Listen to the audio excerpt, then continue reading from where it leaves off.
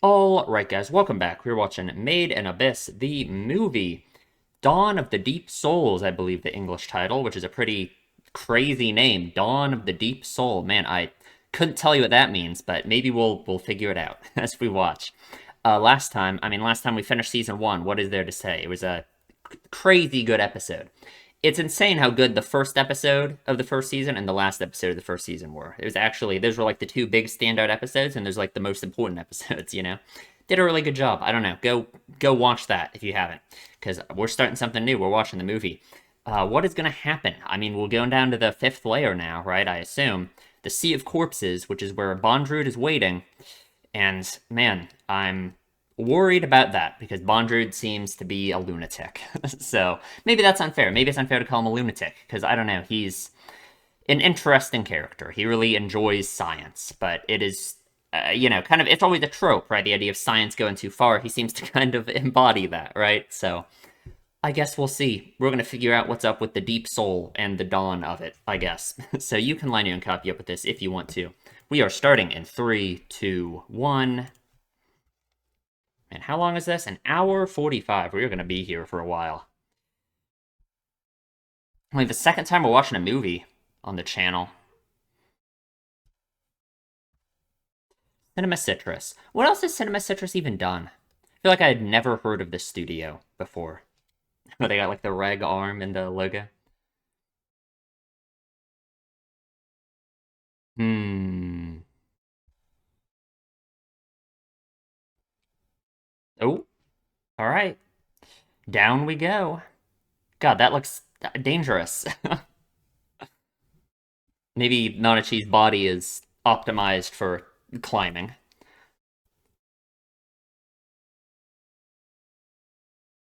Oh, already looks good. Some very cute animation there.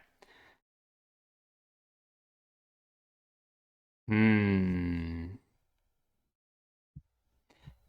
Finally on our way down again. Beautiful. Ooh. Interesting. Right, right. Makes sense.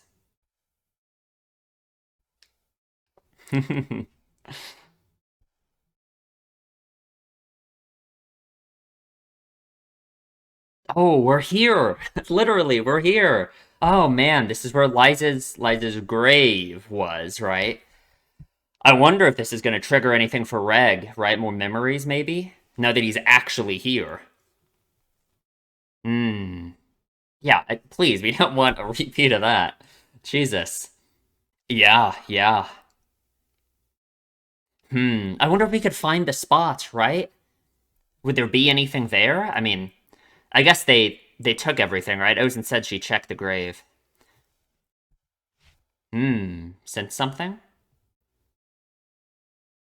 Yeah, weird sound.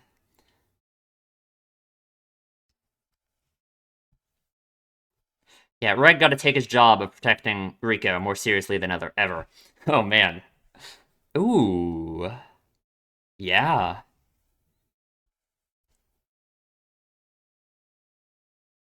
Hmm. Absolutely. Of course, of course. Wonder if this would be like a hot spot for other cave raiders. Wonder how dangerous this part of the fourth layer is compared to elsewhere. Ooh. True, yeah. It is interesting. Nanashi can do that same thing that we talked about, like the orb piercer being able to do, right? See your consciousness react to it. Hmm. Okay, sure. Oh, what? Like the weird noise. Yeah, is this. Yeah. One of the Bondrewd people. Yeah, yeah. The creepy mask. Hmm. Oh, God, what is that? Okay? Is he a robot? Oh, God. Burrowing around? It looks like someone's like dead over there.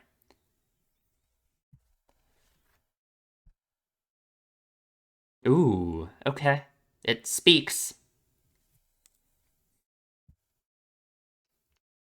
For 60 surface time days. Interesting. Yeah, like the time, the weird time thing that Ozen brought up. Yeah. Ooh.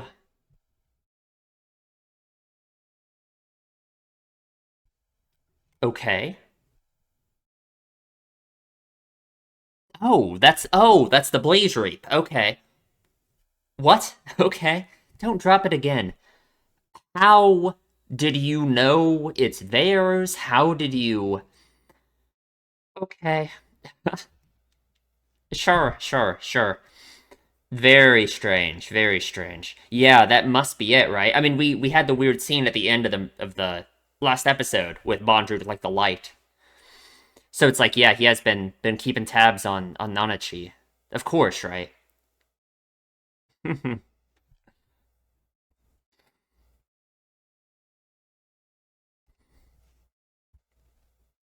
Okay, sure. Don't push too much, Freg. Okay.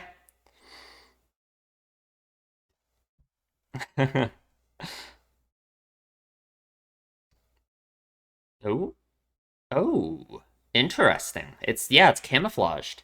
I hope it's not dangerous.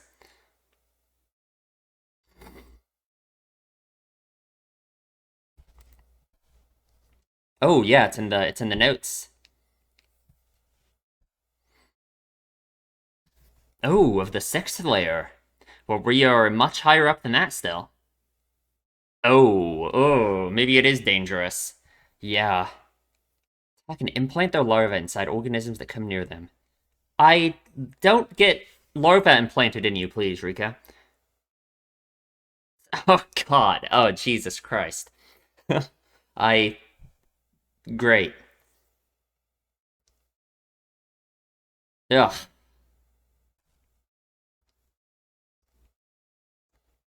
Hmm.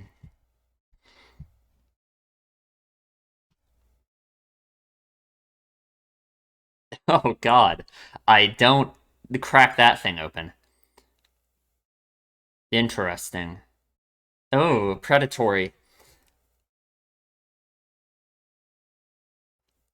Oh God. It's like this. It's interesting how it's like the corpse weeper again. It's like they're using them to speak. You know. Does that? I guess that makes sense if like near the end of their lifespan, maybe. Yeah.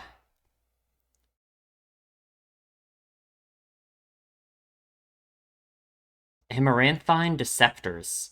Okay, yeah, so they aren't native to this layer. It's strange for them to be here. It makes sense that in this giant field of flowers they would, like, they're like an invasive species, right? They would really. Ooh. Isn't present. Oh, the method for spanning layers. Okay. Interesting. I don't know what that means. God, so many of them.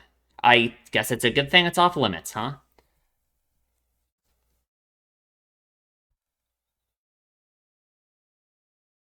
Oh, really?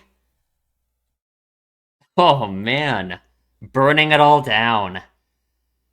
Oh man, there's some meaning to that, I feel like, huh? Burning down the field of flowers that meant so much to Liza. God. And it's sad, it was always kind of representative in a sense of like kind of a goal for us to reach, right? At least in my mind it was. And we get here and what? We just burn it down. Yeah, it's more important than this. Hmm. It's important to Reg too, right? Oh man, he knows, yeah. He knows they're there. They really are. There's some kind of weird surveillance going on with Nanachi. There has to be. Oh, the music. Hmm.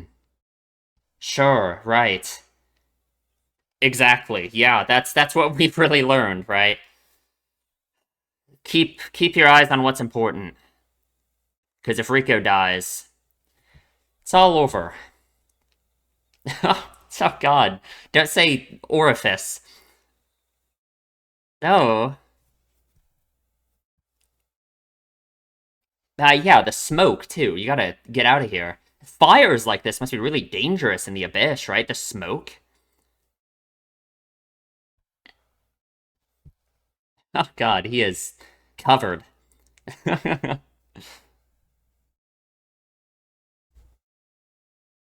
Yeah.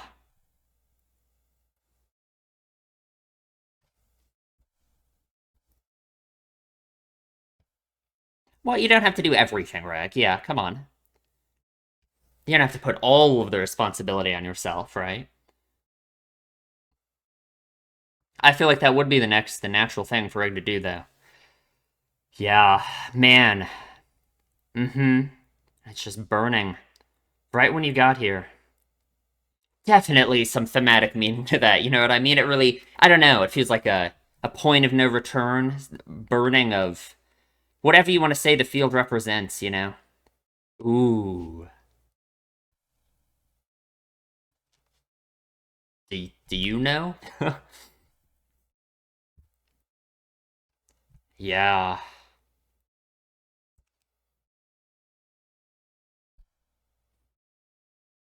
Someone. Someone is waiting. No matter who that may be. Interesting. For unless they pass through the darkest of dark, the dawn shall not come. Huh. Okay. Dawn of the Deep Soul. Sounds good. Sounds good.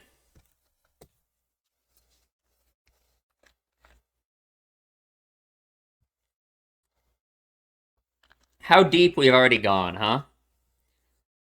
God, yeah, are we already past 10,000 meters, or we're around that?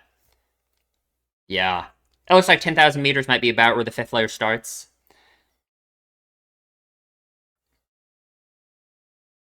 God. There's the city of the unreturned down there. Crazy shit. Crazy ass name. Ooh, yep. But here's where we are for now. The fifth layer. Oh, yeah. Looks just like the area Nanachi was in. Yeah, yeah.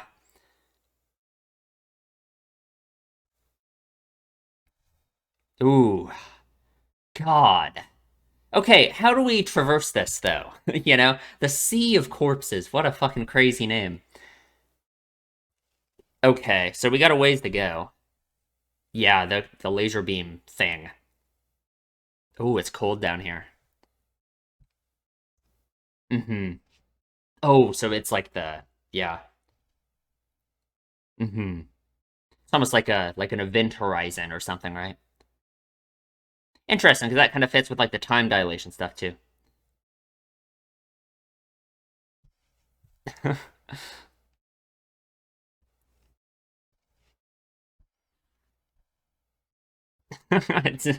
Reg's so jealous. Ooh. Oh, that just happens? Okay, how do we traverse this without dying? What even what even are these?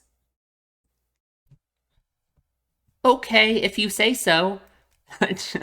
I this is not safe. This is absolutely not safe. But you know what? I guess that's how it is. Thank God we brought some winter gear, huh?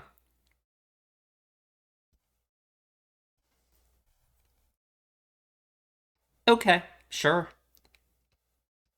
Well, it is called the Sea of Corpses. Yeah. There's got to be stuff around here, right? I'm sure there's life everywhere, but Mashirama. Sure.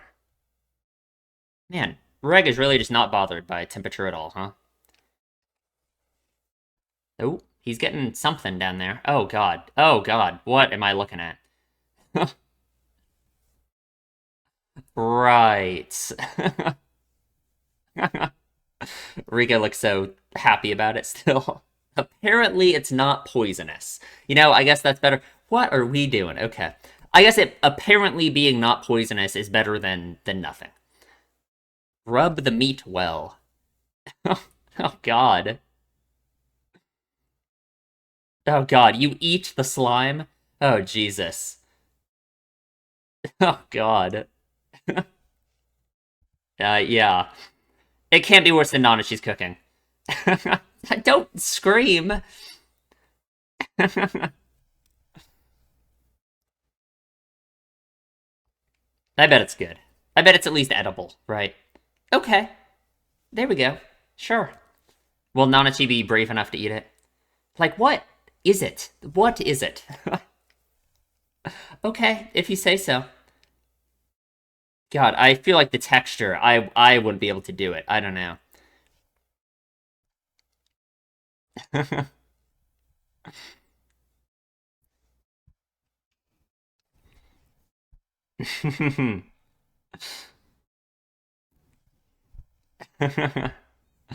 Come on, you'd have to hide it. Ooh. Sure, you can learn how to actually cook. Let's go. Oh God. I'm so glad Rico's back. Oh my God. I was thinking about how nice it must be for Nanachi to like have people again, you know what I mean? Ooh.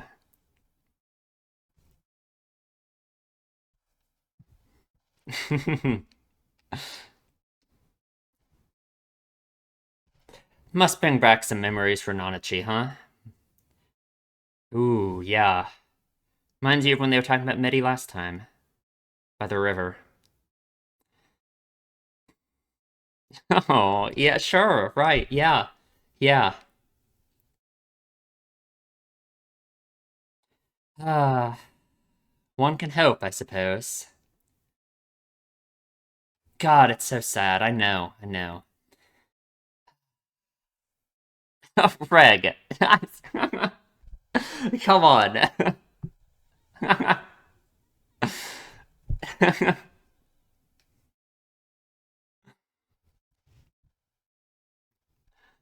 Hmm.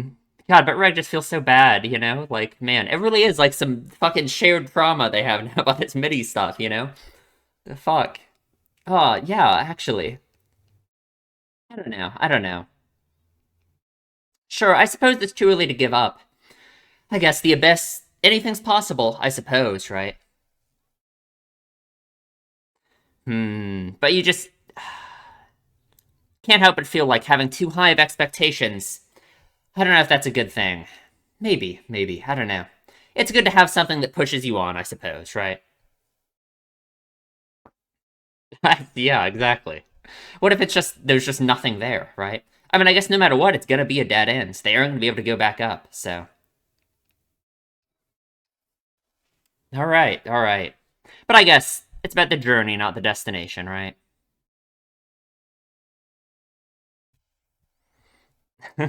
Yeah, yeah, yeah. It's what they were thinking about back there in the I don't know, in the orphanage type area, whatever you want to call it. It just must hurt even more that it can't be shared with Midi, though, you know? Ooh. Already here. Already here. Fuck. God, it looks insane. Why is it spinning? Exactly. Hmm. Yeah.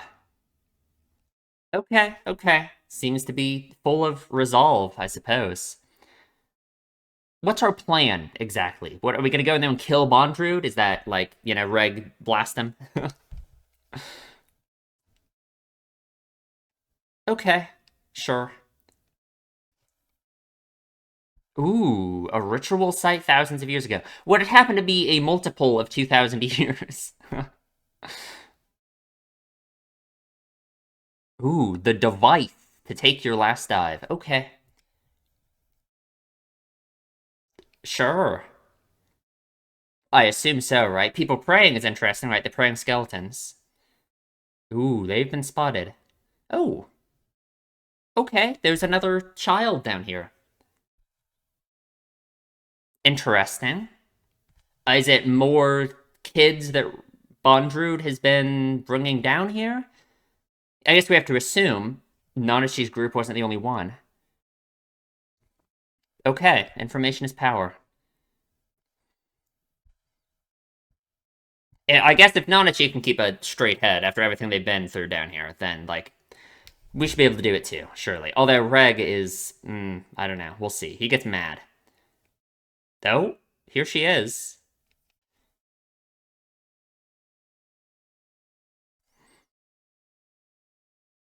Hi there. Papa's guest. Yeah, that is interesting. Seems like she might have received some different treatment from Bondrewd than, the other kids, huh? Got my eye. Oh, whoa. Oh, yeah. Come on, you can't say anything. You have to be dead silent. Are you gonna be able to withstand the onslaught of endless questions?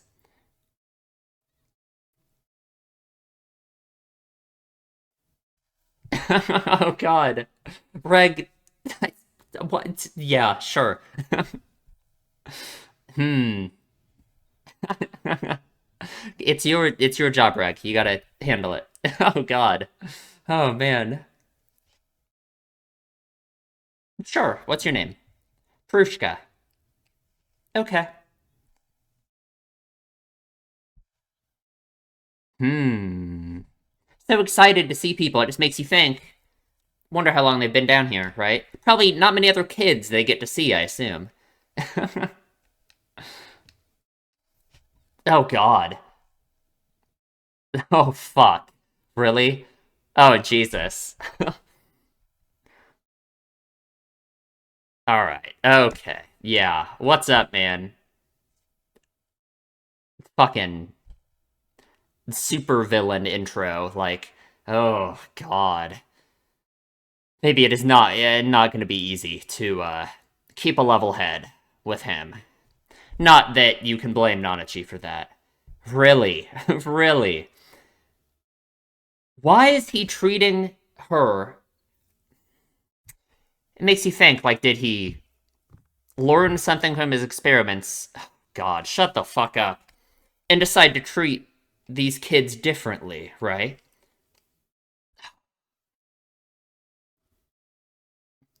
Jesus Christ.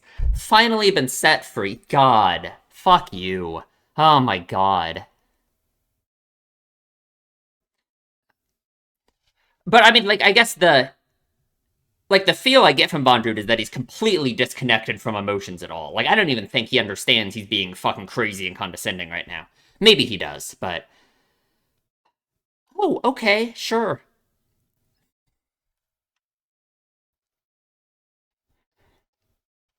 Oh, activated by a white whistle.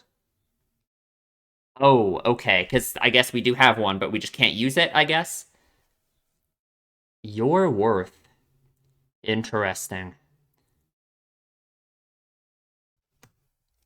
Hmm. The way he specifically stated, he really knows what our situation is. Mm-hmm. Yeah, yeah, yeah, yeah, yeah, yeah.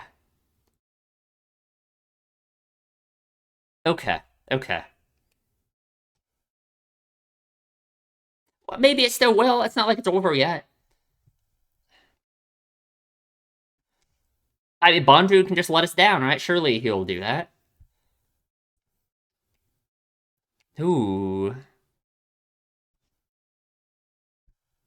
Because, like, obviously there's no way Prushka is Bondru's biological daughter, right? Like, no way.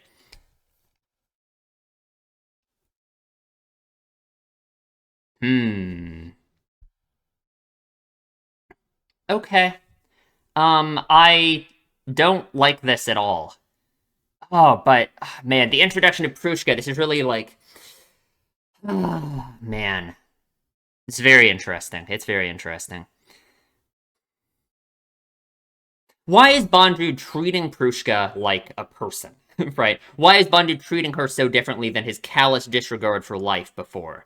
Okay, yeah, he's fucking terrifying. He's up to something, obviously. So differently than the way he treated the kids. You'll die if you fall in. The way he treated the kids in Nanachi's group, right? Why? Why do they even have stairs? Okay. Like, what are the stairs? The stairs better not lead to anything important because you can never go up there. So, okay, yeah, it looks like a prison cell. How nice. How great. Oh, yeah, the ones Nanachi was eating in that flashback.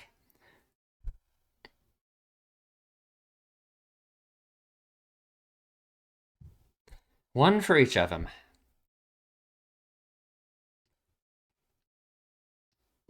This tastes like a wall, I guess.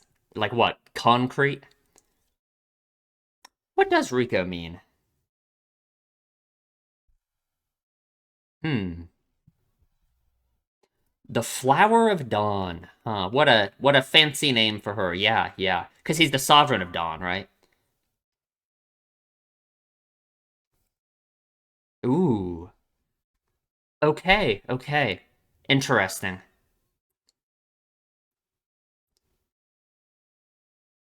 When the light comes on. So she's truly isolated, huh? Well, did he?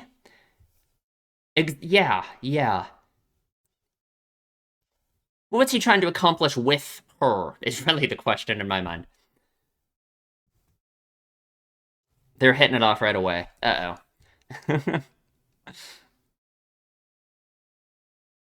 Oh, true.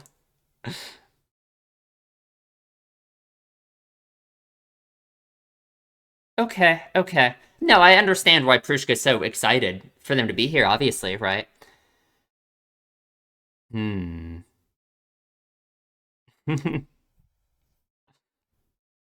Okay, I guess. I don't know if I would be able to go to sleep down here, but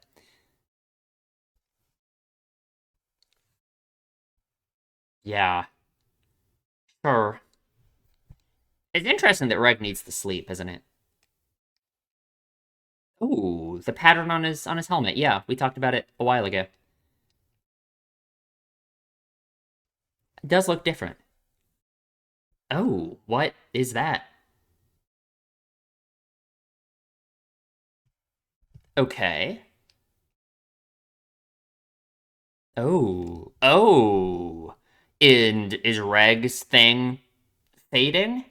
Number of uses left until something's unusable. No exceptions. Yeah, that's terrifying, actually. Well, how do we charge him? Ooh. Oh, okay. That makes sense. Hmm.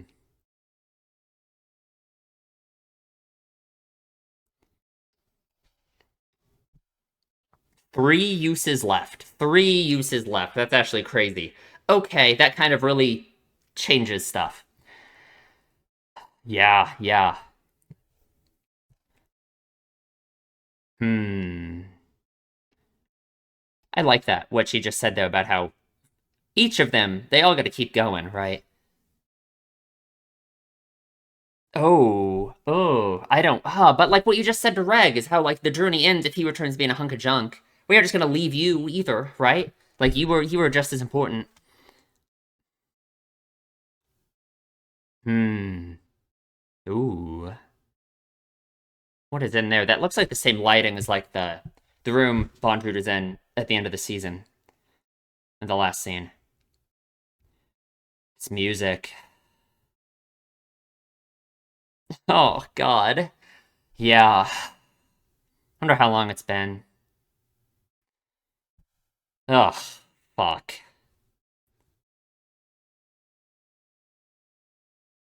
Man. Ooh.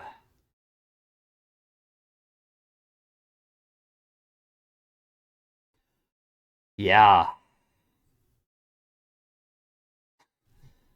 God, just every sentence, it just shows how little he views them as like people, you know? Something to discuss. Yeah, right. He's so inhuman. He's so... God. Oh, where's Reg? Where did Reg go?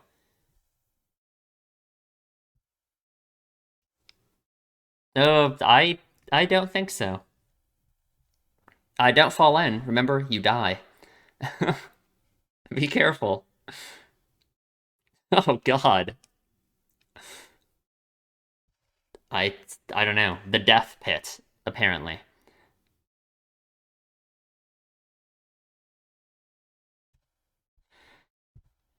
Oh, I have things. What is in that room? Okay, Rico didn't want to walk in either. Interesting.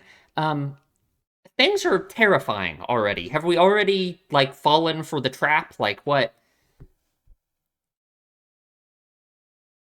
Oh, okay. Interesting.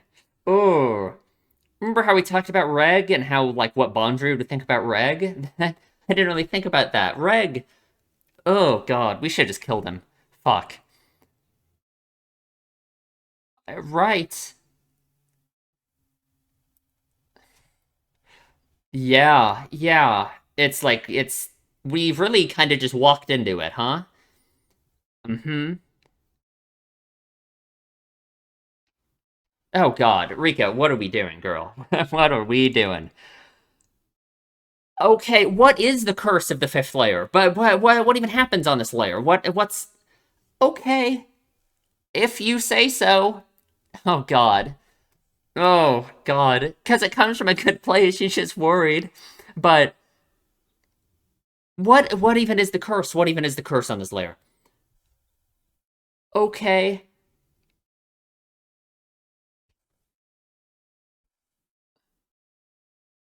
What is happening? What is happening? Oh my God, what is going on? What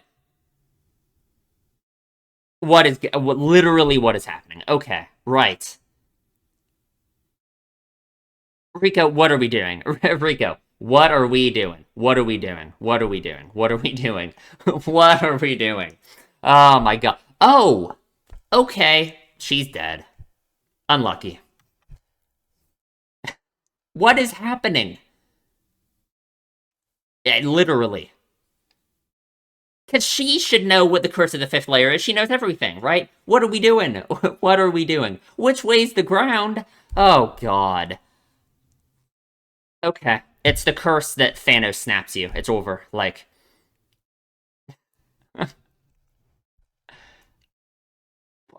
what? What? What? What? Right, right, right. Oh, okay. We're fine. Okay. We got Prushka. She is, like, injured, though. She has the thing on her cheek. Interesting. What happened? Oh, okay. Oh, it like, yeah, it like robs you of your senses, huh? That's kind of terrifying. Oh,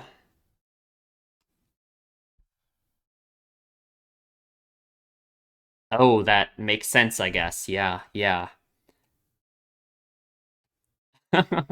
Okay, sure. Lucky you. Oh, wow. Prushka's good at this, huh?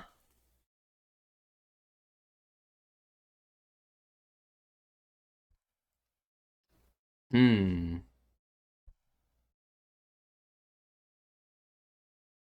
Hmm. So, I mean, is it not weird to just be locked down here and not have a way to get out? Is that just how it works down here?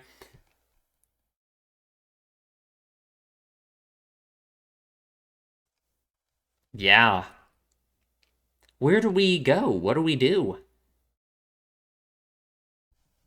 Okay. Interesting. So she's locked down here too.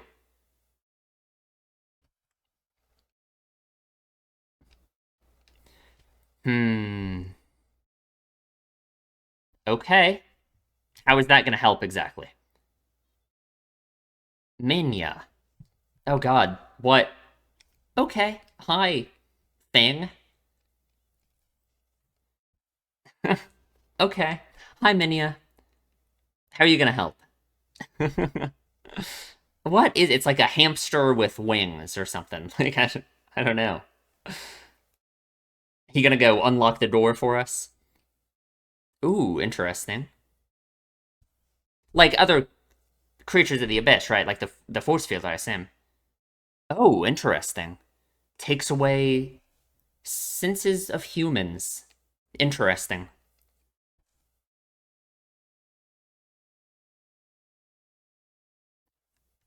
Yeah. Hmm. So he's always treated her well, which is very strange. I mean, if anything, that kind of makes him more insidious. Oh, okay. So not. Yeah, okay. Because it shows that he knows how, you should treat a child, I guess. Hmm.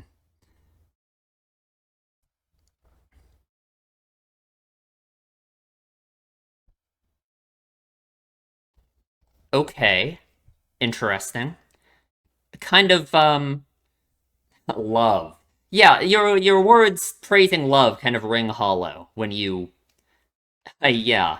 Like think back to what he was saying about Midi and Nanchi. Yeah, they were oh shut the fuck up. Jesus.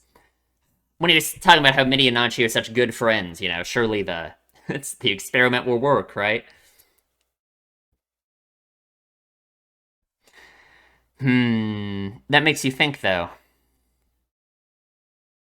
Ooh, interesting. Huh.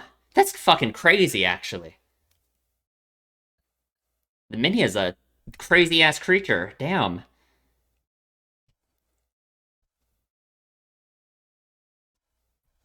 Interesting.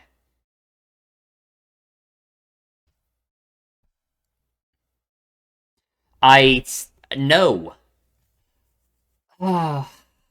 And just the fact that he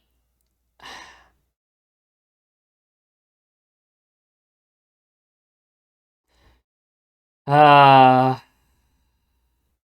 but Nanachi's considering it because of what they said about wanting Reg and Nanachi to continue on. I mean Reg and Rico to continue on, right? Yeah, but like I it's because they don't value their own life, right? They don't.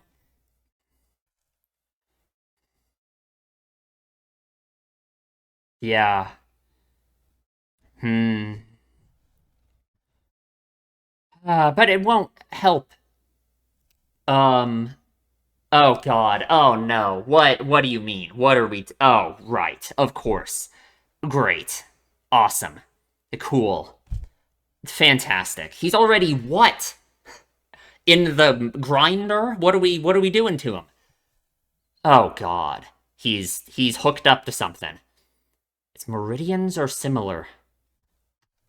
Oh Jesus. Oh god.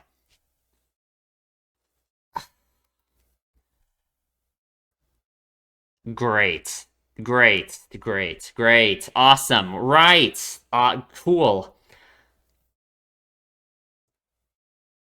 Let's use the light. The light? Like the right. What was removed? Oh! Oh! Can we put that back on, please? Okay. Great. Um, can we stop? Oh god. Please don't. Oh god. Can we reattach? Oh Jesus. Okay. Yeah, kill them. Kill them all. Murder them, please. Oh god.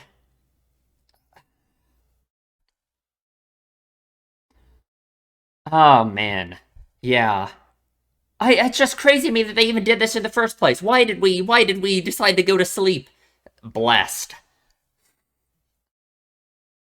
Oh God. Oh, they're here. They met up. Yeah, Prushka and Rika must be here. Yeah. Oh God.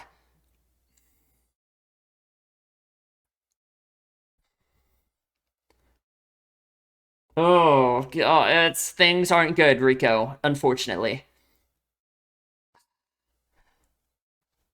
Oh, yeah. Lost his fucking arm. That's actually crazy, just like how Rico almost did, right? He ended up being the one to lose it. Fuck.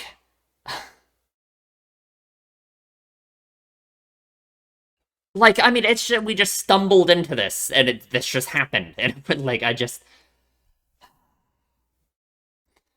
Man.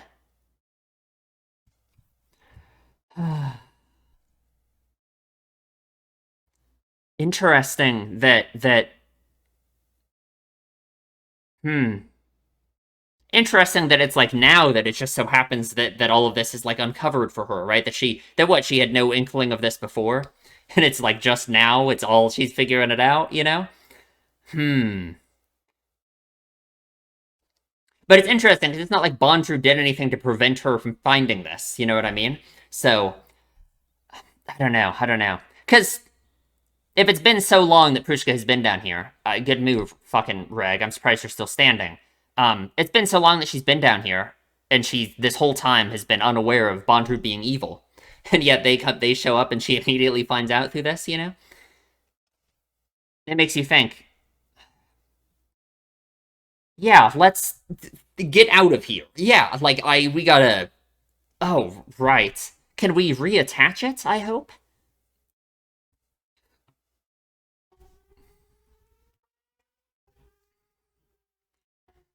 Hmm.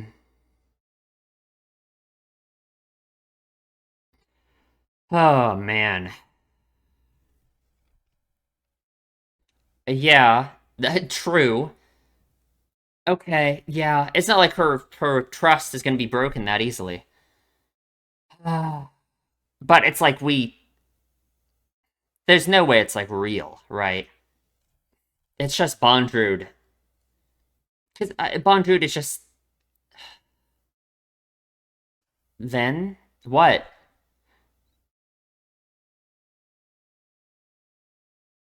I assume wants to go along with us, right? Hmm.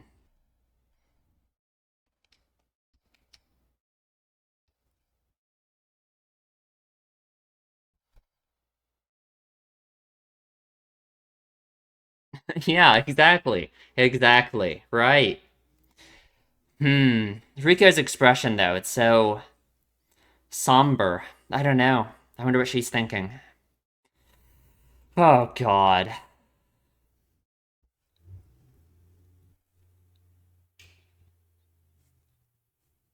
Uh-huh. Okay. Watch what is about to what is about to happen? What are we about to do? While you're outside, where are we going? What are we doing?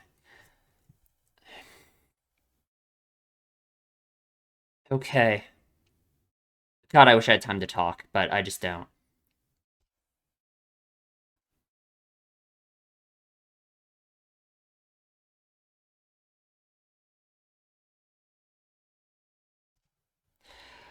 Ah, yeah.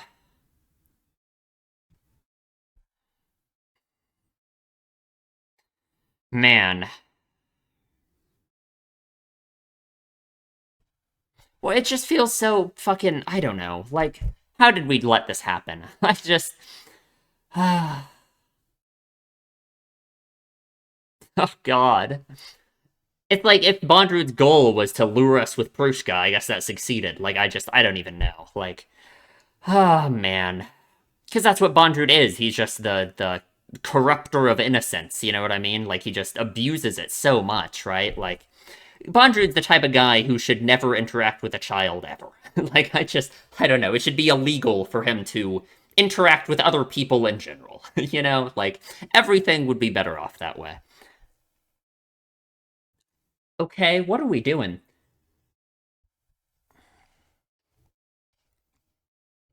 A doll. Oh, he can't return him. Really? It's unfixable? Oh god. What are we doing? Oh, Blaze Reap. Okay. Oh god. Rico, be careful. What are we doing? Oh, fuck.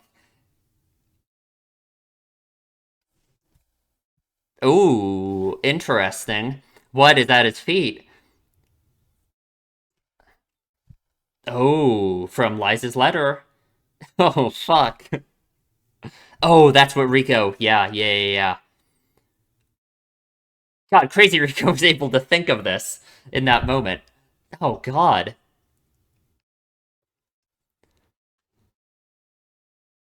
Stinger heads. Right.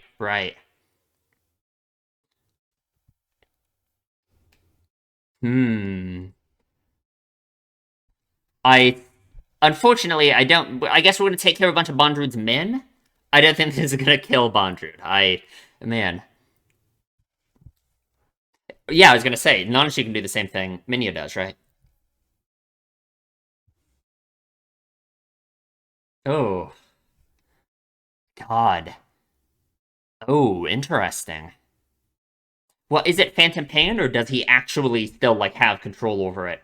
And, like, feeling in it, despite it being disconnected, right? Okay, what's the plan? Do we just run back to the base right now and try and get to the sixth layer while Bondrewd's stuck in there? But we need a white whistle. We need a white whistle, don't we? Oh. Oh, God. He is doing something. Literally. Paragmos. Yeah. The relic that he has that's just like the incinerator. Yeah. Oh, God, that was a crazy shot.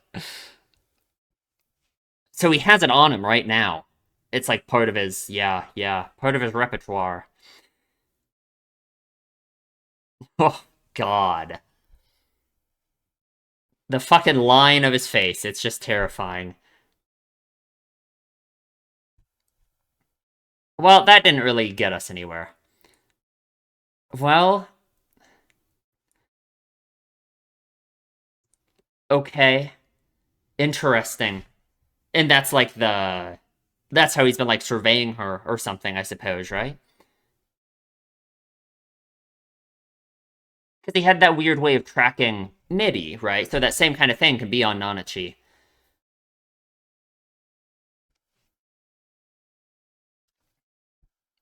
Of course. God, he's so inhuman. It's crazy. He's so God. Is he a human? If he is he even a human? You know what I mean? Oh fuck. Oh, are we any match for him at all? I just Oh fuck. Okay. Nice one. What was it? A grenade, I guess. Oh, yeah. Glowstone bomb. I guess that did something. Oh. Oh, okay, nice. We got a crossbow. Nice one, Rico. Nice, big. Don't let him kill you, though. Ooh. Oh, God. Oh, shit, they're covered in the larva. We're fucking this guy up. Man. He just seems impressed more than anything, though, right? Of course. That's all he cares about. Oh, interesting. Okay, sure. Cartridges. We heard that word before. Yeah, what is a cartridge? Oh, okay. It wards off the curse. That is a insane thing to exist. Oh, yeah. Hmm. It almost feels like he's just like letting us beat him up right now, you know? Like this can't be it, right? Sparagmoses, is that that's the plural? Sure, he can't safely fire it under here. But of course, he wouldn't want to destroy Reg, obviously, right? God, he's so uncaring. It's like this means nothing to him, right? Like, something's up, obviously. Oh, okay, okay. Trying to make him, yeah, make him be affected by it. Oh, okay, sure. Oh, fuck. Ah, but this can't be it, right? I mean, he just got obliterated, but this literally can't be it. Something has to be up, right? Yeah, like the way he's talking. Something's up. Oh, fuck, Reg. Man. Well, okay. Something is up, clearly, though, right?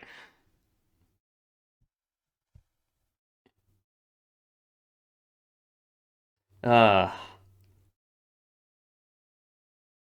think it's too late for that. Oh, yeah.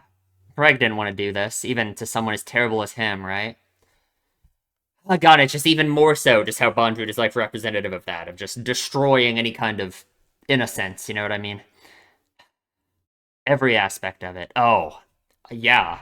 Is this what Bondrewd wanted Prushka to see?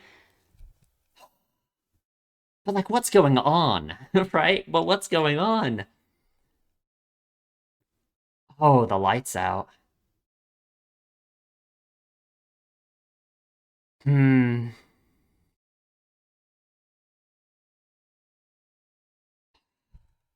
Well, that certainly, yeah.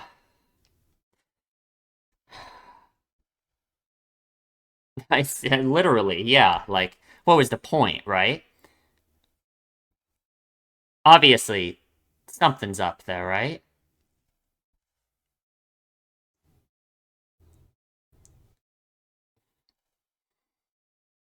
Ooh, taking the whistle. Oh, God, Jesus. Okay. This was secretly the real Bondrewd all along? Like, ooh. Oh, okay. He was hanging out in there. So is he like, God, the music. It's like from her perspective, that's like what it is, right? So is he really like the helmet or something? Is that like him, you know?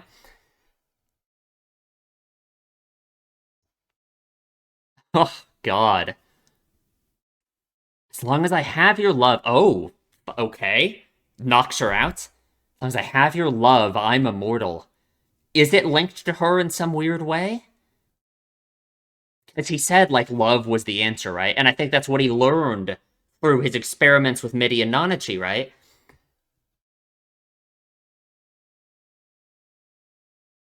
The trial we've been lacking guided Prushka toward completion. Like, what the fuck are you saying? What are you saying? Yeah, no, love is just another scientific thing for him to fucking mess with and oh god. Yeah, no, well no chance now, huh? He just let us do all that, right? That was just oh fuck. Oh god. I okay. Thank God our viscera were only churn a bit. That's comforting. The Umbra hands are all myself. What the fuck does that mean? They're all him? Like in what sense? What do you mean? Well, you said you'd work with him, right? Mm-hmm. Ooh, okay. Yeah, and that's what he saw through Nanachi. Yeah, yeah, yeah. The blessing. Interesting. Man, God. How fucking horrifying, right? It's like how terrifying it is that even the concept of love itself, he is able to corrupt in this way and like use it like this, you know? But I guess it's like the argument he could use is, oh, he made Prushka love him, right? So he gave Prushka a good life, I suppose, in his eyes, you know? Fuck. God. No, what an interesting way to take the themes we've been discussing this whole time about the Abyss, right? Okay, and do it in this way. Oh god, what are we doing to Prushka? What are we're harvesting the love? What I mean, okay, well, I've ripped Prushka, I guess. I mean, we're cutting her up. I like God, what the fuck? Oh god.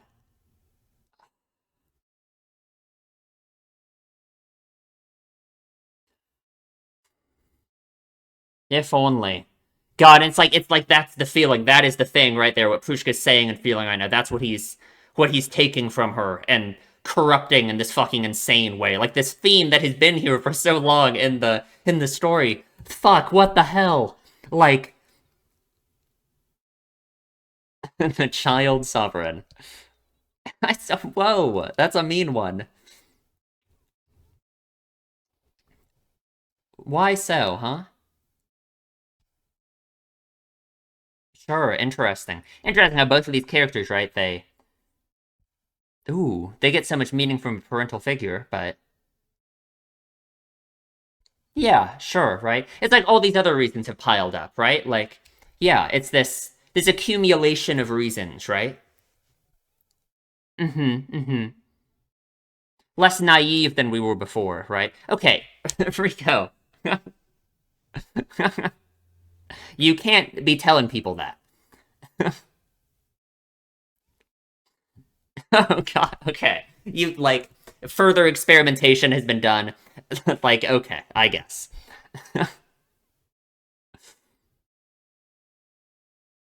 Interesting. Hmm. Yeah,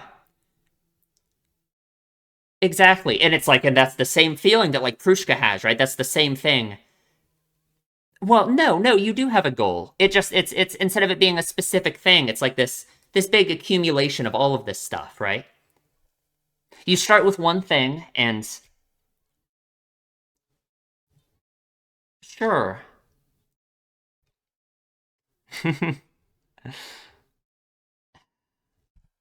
Yeah, right. Yeah.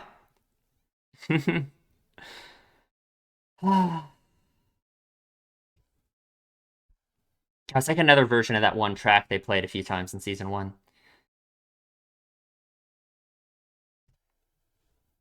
And Papa's special grade relic. Hmm. Interesting that even Prushka knows what Freg is, huh? Oh, God. Actually, that's what Rico is, right? Flower of Dawn wilts and falls by. Oh God! Don't say that, because that's well. Unfortunately, I think this Flower of Dawn is wilted, huh? Man, God, fuck Bondrood. Holy shit! Like, man, that's yeah, man.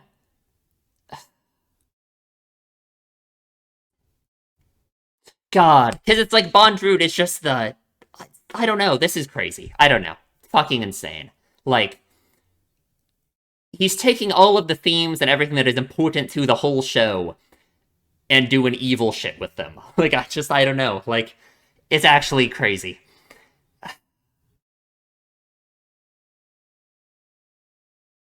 Okay. Sure. Okay, okay, okay. Rico, come on. You know everything, right? You're the Hanakawa of this show. Like, come on.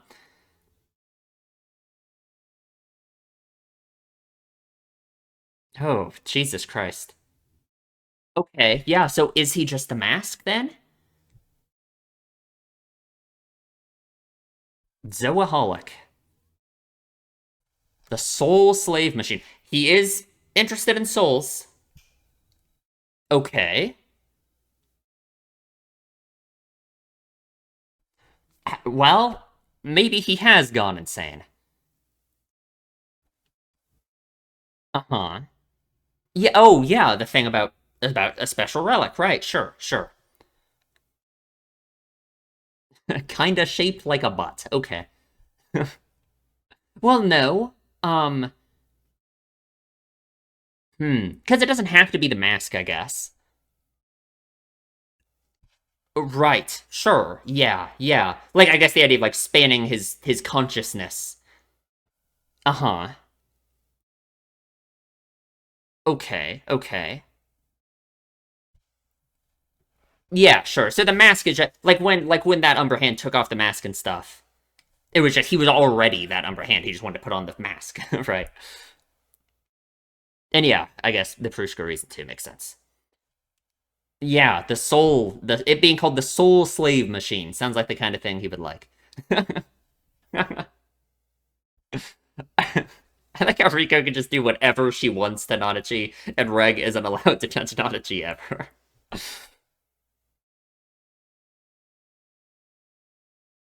Right, yeah, sure. You should, honestly, Nanachi, you should feel ashamed that you even thought about giving up and making them go on without you. They were never going to go along with that. Come on, come on. Your reason is just as important as theirs. Like, all right, okay, okay, okay. We got this. I, we aren't saving Prushka though, so oh, maybe.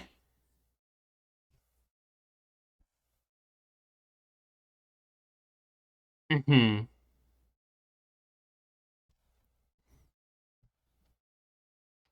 Yeah. Well, you would hope so, right? But you forgot about Liza, so I don't know. Okay, okay. So our goal is to charge up Reg so we can shoot the incinerator bunch and we can go one shot bunch. That's what we're saying. Okay,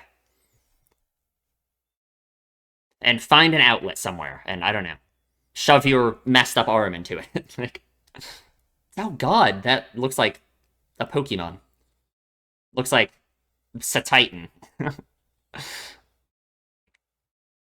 Sure.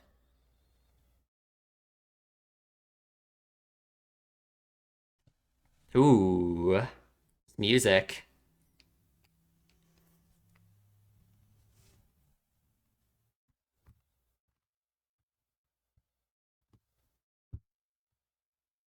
Okay.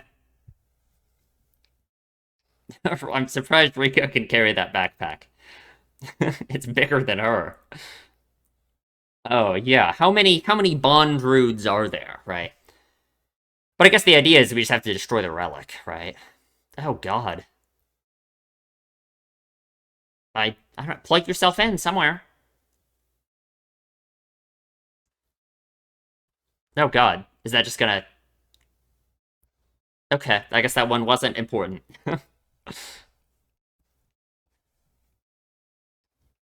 Oh, sure, right. Well, maybe the white whistle works by like your soul or something, right? And if Zoaholic, it's this weird soul related thing. It like what, spreading Bondrud's soul to all these people or something? Um, are we alright? We didn't lose our memory, right? We're okay? We're good? Oh god. We're fine. Oh god. Okay, no, I mean like there's no way we have lost our memory forever again, right? That would be insane, right? Crazy ass sounding voice though. Okay, I'm worried about Reg.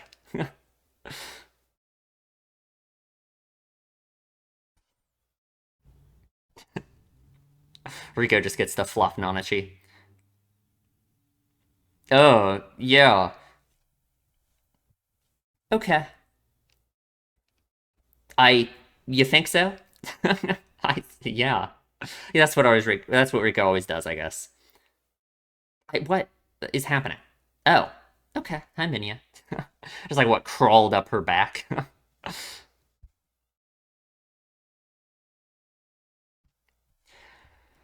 Oh, Minya and Prushka being separated though. That not a good sign.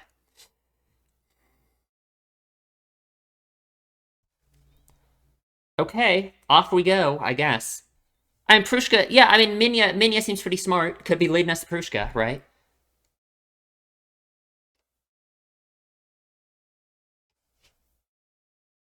That's the right way. So you know, does Nanachi have a suspicion then of where Bronzerud would have brought Prushka?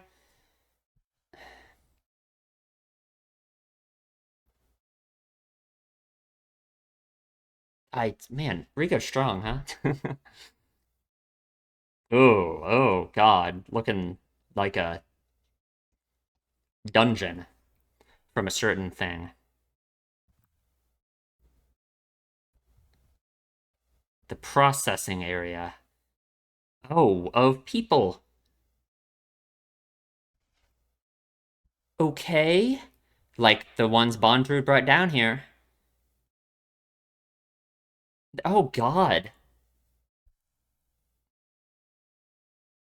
For what?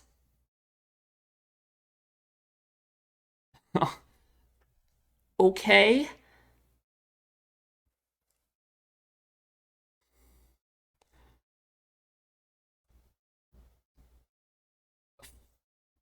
For what purpose?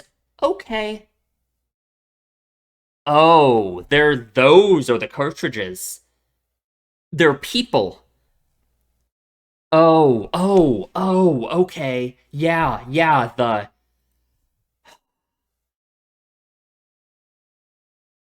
oh God. Man. Holy fuck.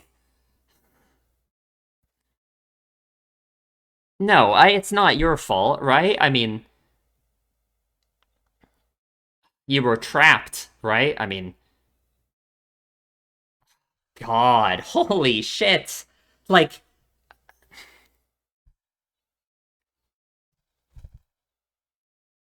Bondrewd is literally the worst person ever. Like, I just don't even. No, because think about what Nanachi, right? Like, God. Nanachi had no. Oh, hi. What's up, man? How's it going? What the fuck? Shut up. Please shut up.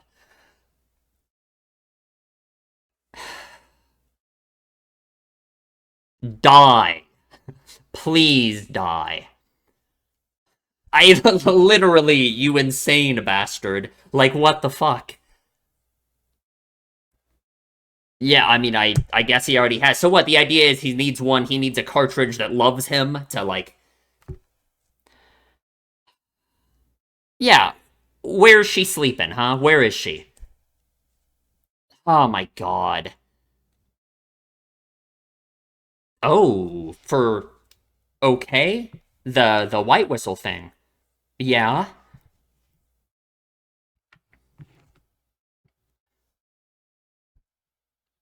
Oh, okay. What's the connection here?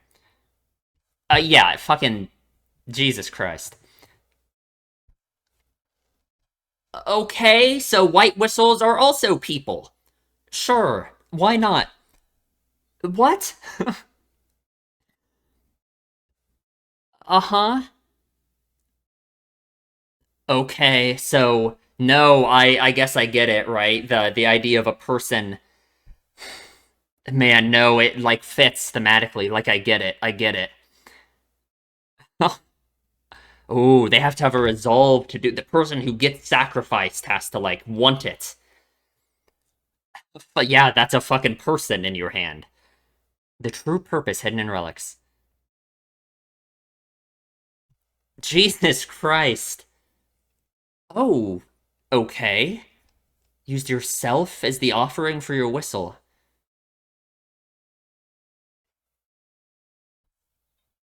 Oh, sure. Yeah, I guess the research here does seem linked, right? And of course, of anyone, it makes sense that Rico would be able to see it. They are similar in some ways.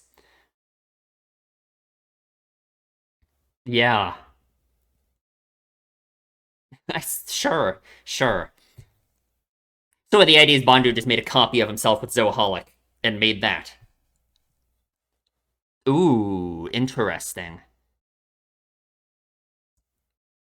Okay. That is crazy though. It shows his resolve to sacrifice himself for the science that he thinks is so valuable, right? He made a copy of himself and then sacrificed himself for that copy, right? Fuck. Oh god, he's here. Oh shit. Oh fuck. Yeah. Reg, are we okay? Right. Um, remember talking about how Reg might just be like a weapon, right? What's going on, man?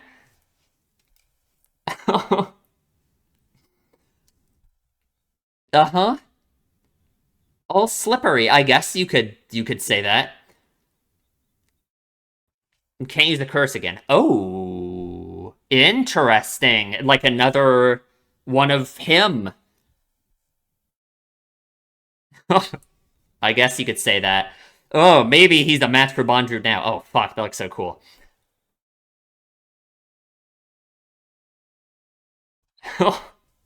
I. We are not safe here. We are not safe here. We need to leave. I guess you could say that. I take care of things. What is Nanachi gonna do? Oh, oh God, he just. How big are Reg's batteries, huh? The concept of power. Yeah, yeah. I mean, this is yet another thing that for Bondred must be very interesting, huh? Why? Okay. We're shooting the lasers.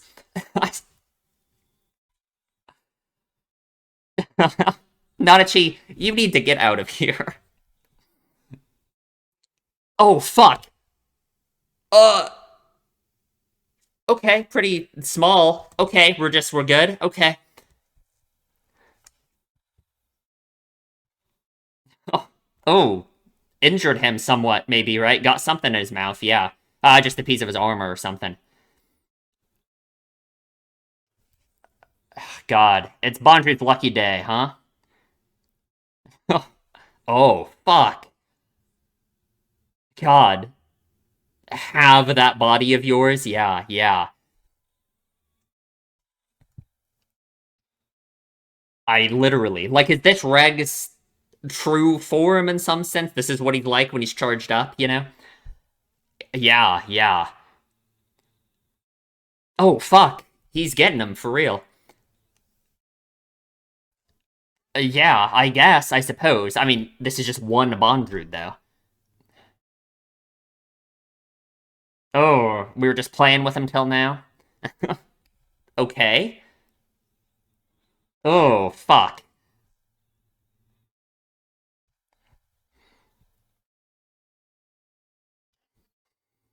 Oh, God. How fucking horrifying that is. That they're still conscious, right? Found what? Oh, okay.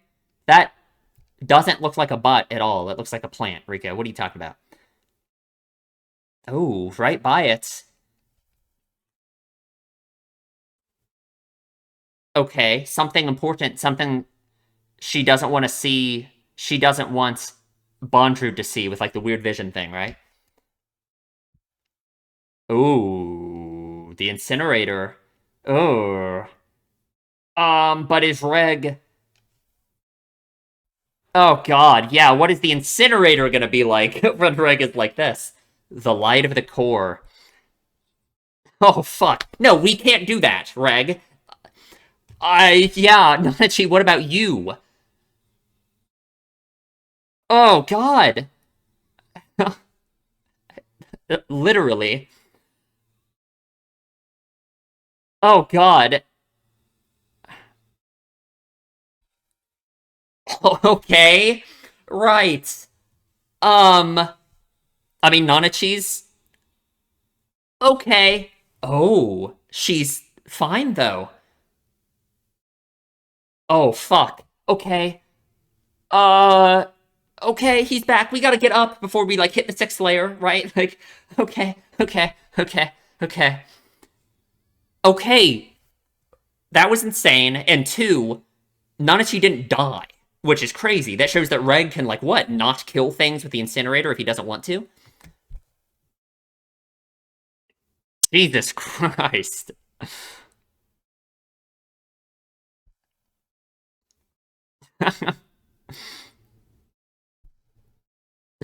Doesn't remember any of it. He's back, though. He's back, though. Thank God.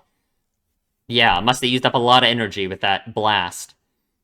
God, it just shows the scale at which the incinerator can be, though, right?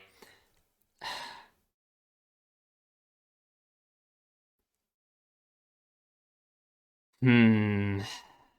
Okay, okay, okay, okay. Ooh. Interesting. Oh, okay. That was like the weird voice, maybe, right? Okay. Yeah, I hope so. Okay, Reg, don't say that. Okay, alright, okay. Listen. Okay. That's why you don't have touching privileges, Reg. Like, we gotta get ourselves under control here. Oh, yeah, we need your helmet back, Reg. Where is it? I would hope so, right? But, I mean, that's just one of them. Oh, yeah, literally, that was just one of them. So, we got a whole lot more Bondroots to deal with. I... Okay. I guess we're accompanying him. Oh, yeah, down we go. Oh, God. Okay, being separated from Reg is terrifying. Oh, fuck. Down here, the sixth layer, right? I mean, this is, yeah. This is where the elevator went. And it looks like this is just like a little cavern, right? Like it's like this area. It's not like connected to the rest of the layer, it seems. Yeah, it has like walls, right? Oh god, they're still down here. Oh, they're still down here. Oh, Jesus. Do we put them all out of their mercy? He remembers their fucking names. He remembers their fucking names, huh? Yeah, yeah, yeah, yeah, yeah, yeah. How much that meant to you when you did this to them, huh? But it's like he's corrupting the very essence of the show, which is the whole like God. Interesting. It's like he didn't kill Nanashi with the laser, but he also didn't kill him. Yeah, yeah. Oh fuck. Oh fuck. No more playing, huh? It's like, yeah. Reg has been upgraded from an interesting thing to play around with to an actual threat, so. Oh, fuck. Yeah. But at this point, I mean, you shouldn't even worry about them, though, right? I mean, it would be better to put them out of their misery, right? Like with Mitty. Oh, fuck. God, the sounds.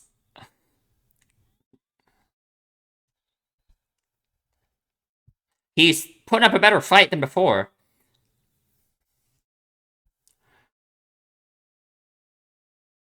Sure, yeah. Oh, interesting. Yeah, the same someone, right? Yeah, yeah. Yeah, no kidding, yeah. Oh, fuck. He's getting the blessing. He's getting the blessing from fucking the Prushka shit. Yeah, it's happening right now. Yeah.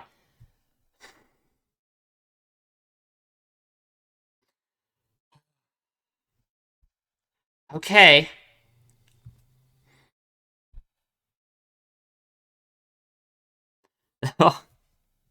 Yeah, how disrespectful, huh? God, I fucking hate this guy.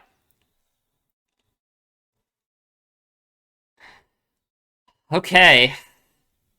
Oh, I guess we can shoot it now. We got charged up.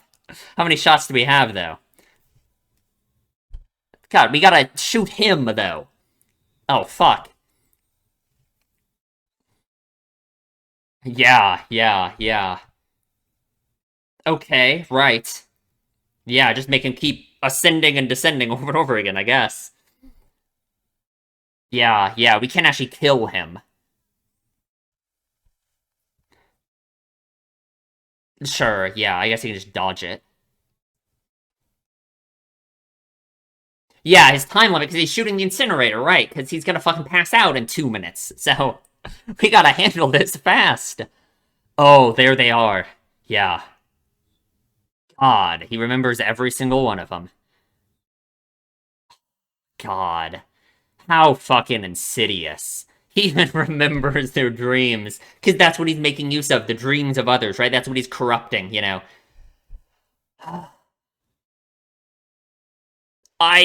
Okay, watch out, I guess the ocean's coming.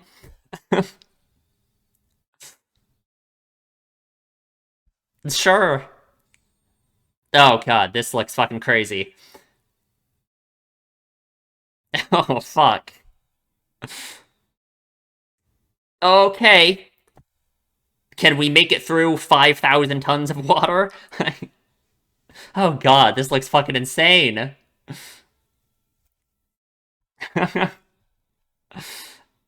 Okay. Are we up? Oh, you see his arms? Yeah, he's fully fucking fluffy like Nanachi is. But what do we do now? Oh, fuck. God, the tail. It's like he's a, yeah, like he's a predator, like a tiger or something, right?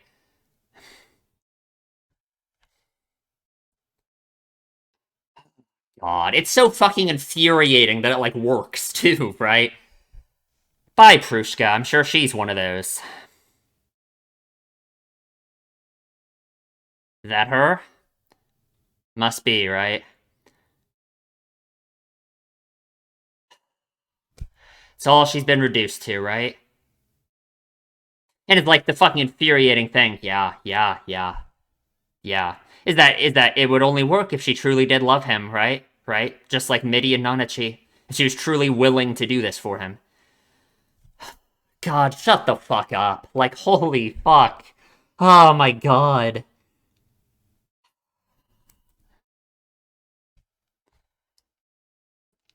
I literally. What a fucking piece of shit.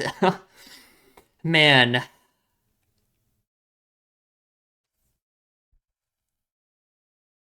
Yeah, exactly. Exactly. Yeah, yeah. That was the point. Oh, shut the fuck up. Oh, fuck you. Because I guess. Oh, stepping into the next 2,000 years, okay. What do we mean by that? Literally.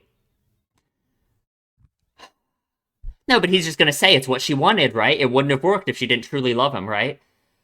Oh my god. But like, what's the message here, right? What do we like? Yeah. God, it's like, what could Rico be thinking, right? That Rico was so much like her that there was so the connection between them was so it hurts. She's still conscious. She can tell that it hurts. Like what? Oh my god.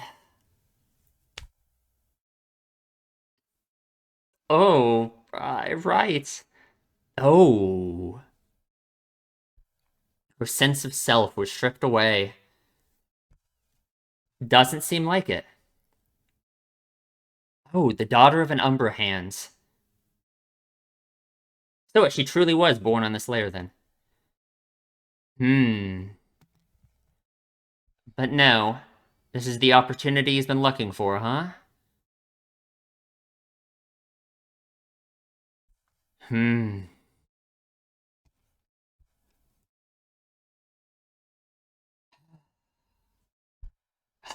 God.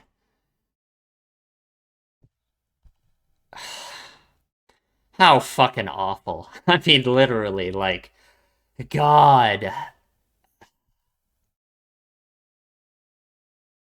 Because it's like, yeah, what did he give her, right? He gave her love in some sense, right? But what did he do with it, right? That's the thing, you know? Like,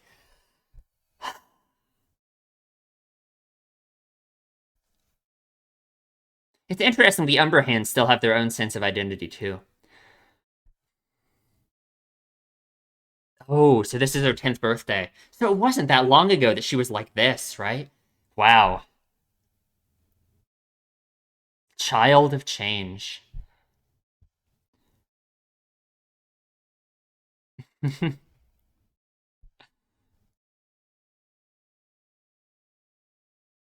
Don't eat it. Yeah. Minya is not to be eaten.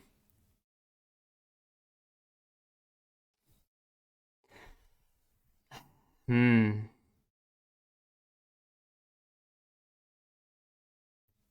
So you found something you like. The music.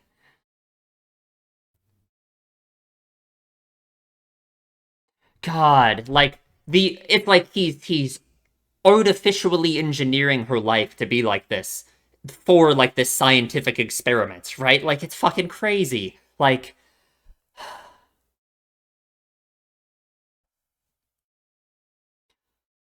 oh, she's just like Nanachi in that sense, huh? Never gotten to eat anything good.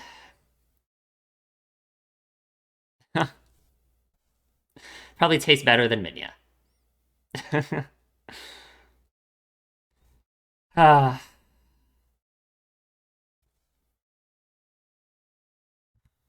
hmm.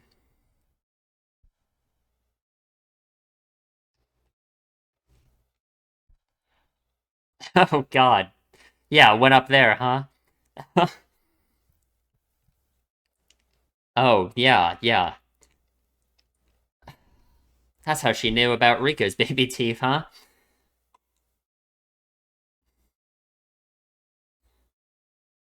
Sure, right, sure, sure.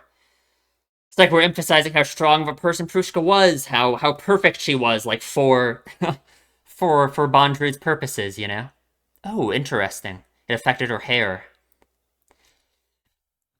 That's interesting. That's huh. R- Reg said something about Ozen's hair in that same sense, right?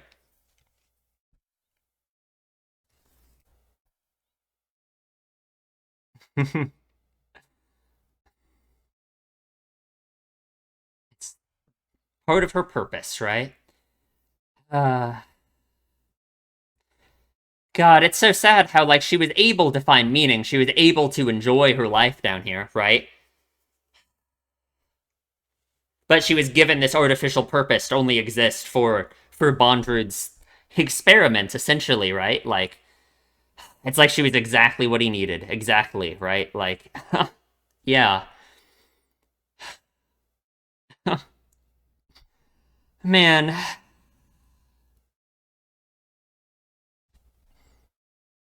it's like she's an artificial version of Rico, you know? But maybe not just Rico, but like Midi and like Nanachi, all these people who find so much meaning in the same thing that Prushka's finding here, right? That's how she was so good at stitching up Rico, huh? Oh fuck. Man, like how much meaning she must have ended up having even in such a limited life that she had, you know? And it was all just for these fucking insane purpose of what Bondrewd knew he was going to do with her.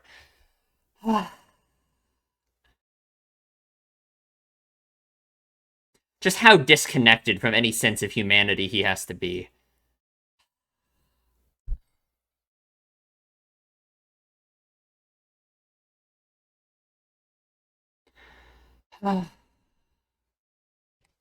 That place called the Surface, yeah.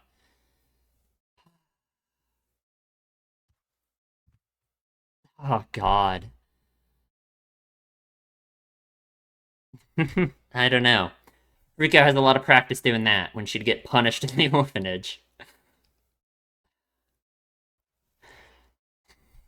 God, and how like she just got this tiny connection to Rico and to the outside world in that sense, right? Yeah, yeah.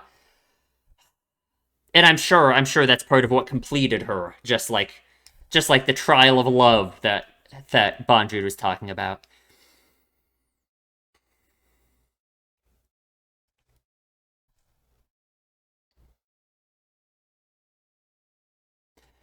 Oh my god.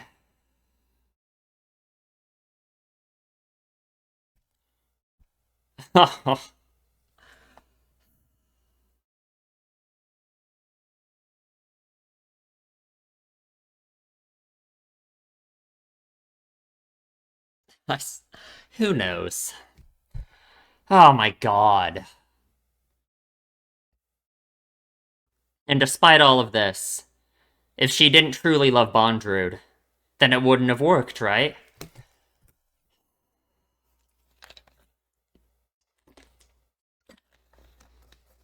Oh, oh god. Yeah, yeah, yeah. And it's not like I wish it wouldn't. I wish it wouldn't, girl. Oh fuck, he just deflects it with his own. Oh,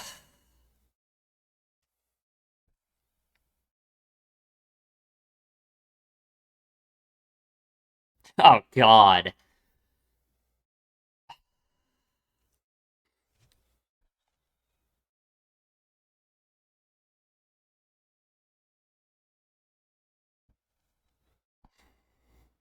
How useful. How nice. Sure, yeah, yeah, but he's not truly human. He's a lot more fucking human than you are, buddy. God.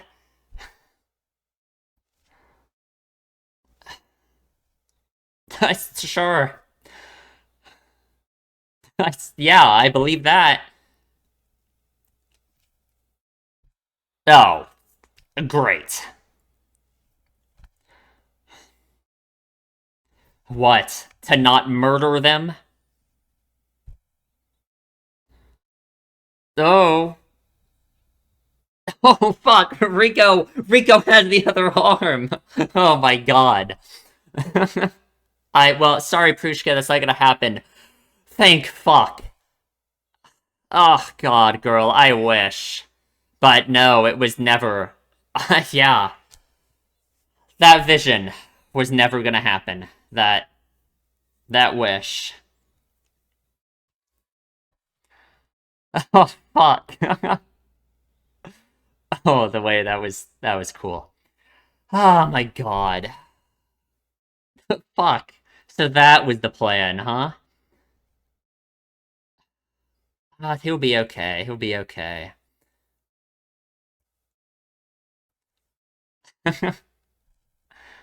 Oh god, don't smell her. Jesus. Is Bondrewd, are we safe without Reg around? I hope. Ugh, yeah. And it just makes you think, like, what the fuck was the point of all this? This was so fucking, like, God, it's just so evil, right? It's so evil because Bondrewd truly did give Prushka a life, right? She was able to find meaning in it. But what did he do with it, right? Like, because if she didn't truly love him, then it wouldn't have worked, right?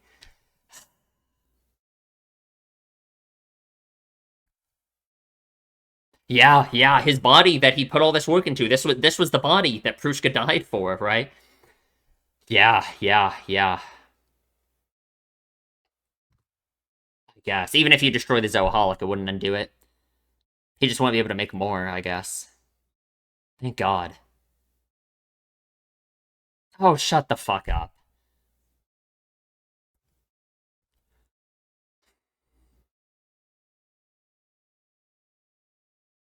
So fucking infuriating, actually, that we just can't have like a win, you know? That even in this moment, he's such a fucking science guy that even now he's like, oh my god. Fuck you. God damn it. I literally, we can't even gloat about a victory here, you know? Like, despite all this. Yeah. Oh, fuck off.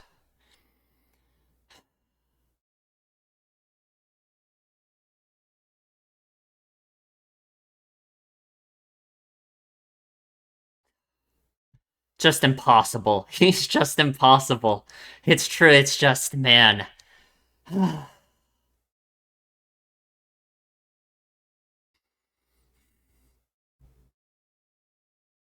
Thank you, literally. That's exactly. Please shut up. Please just die. God. God, what a fucking infuriating character. Man.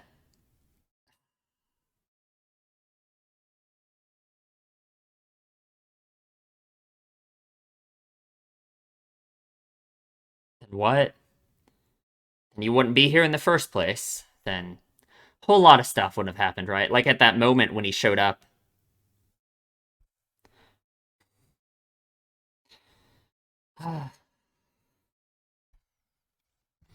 That's good.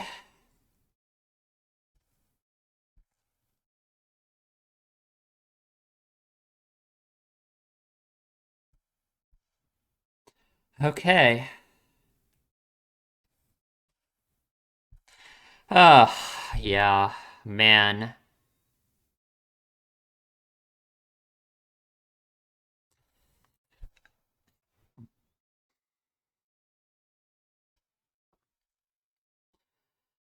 Ah.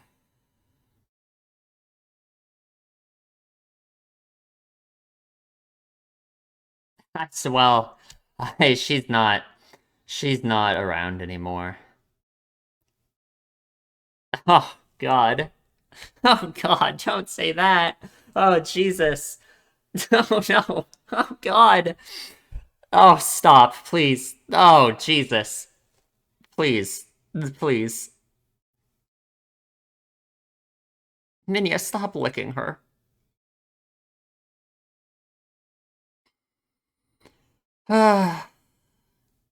It's just horrifying because just like Prushka was just like, I don't know, she's just like this encapsulation of all of these things that are so meaningful, like to the show, and it's like, what the fuck happened, right? Like, oh, is that a white whistle? Oh my god, I didn't even think about that, right? We need a white whistle to go down. What the fuck? Really? It can just happen like that? Like, oh, what the fuck? Right, because that's what Prushka wanted. She wanted to go down. She wanted to go on the adventure, right? So of course. Oh God. Oh, what it like?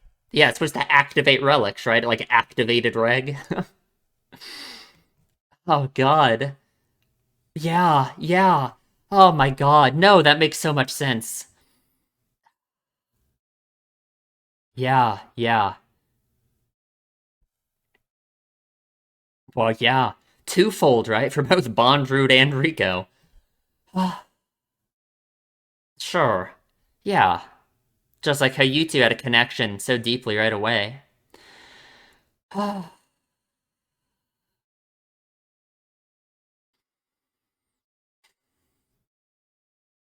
man. Oh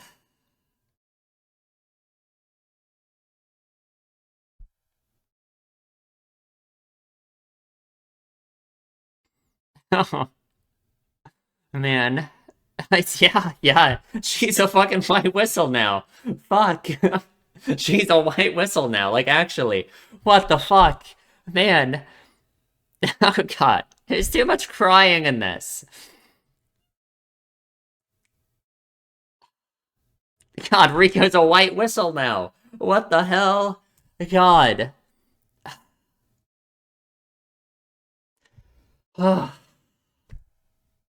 Ooh, looks like I don't know. Sure, 10 shots. That'll be enough. Hope that's enough for the rest of the journey.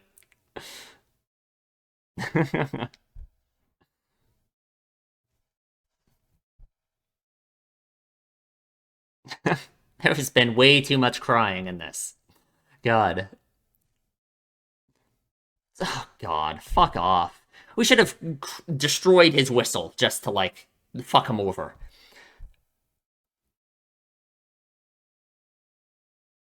Yeah, and the mask, too. Yeah, I mean, nothing we can do. What, we're just gonna stay around and just kill every Umberhand one by one? Adventure is about to begin. Oh, fuck. We're making our last fucking dive right now. Like, fuck. Shit. Ugh. Isn't this... Isn't this what Liza said in episode 3?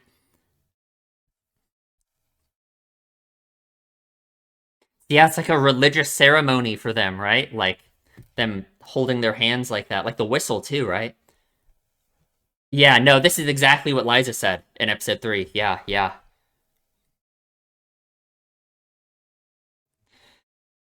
Okay. Beginning of the final journey from which we can never return. Okay, it's crazy we're here already. Alright, okay. What is in this thing? Okay. Oh god! What? Thank you. Her fluffiness was too... I don't know. Okay, down we go. It is so infuriating. Bondrewd being here, right? Yeah, literally. Thank you, Prushka. You will fucking live on forever in our spirit. Like, ah, for real. On we go. On we fucking go.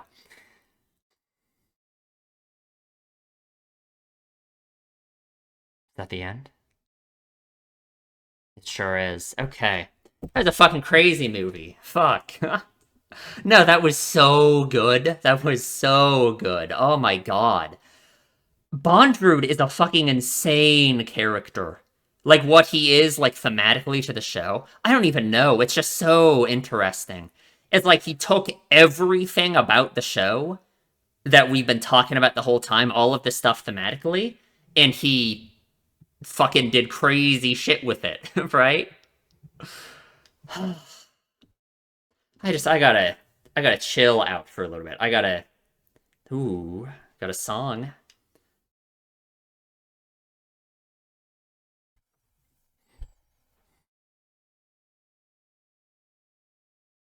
Oh man, is this like we're like descending through the sea right now? I guess that's the thing, right?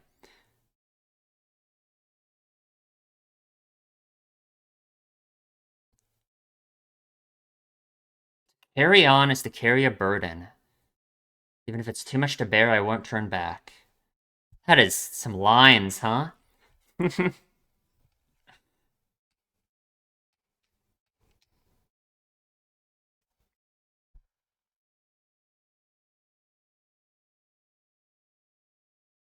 Hmm.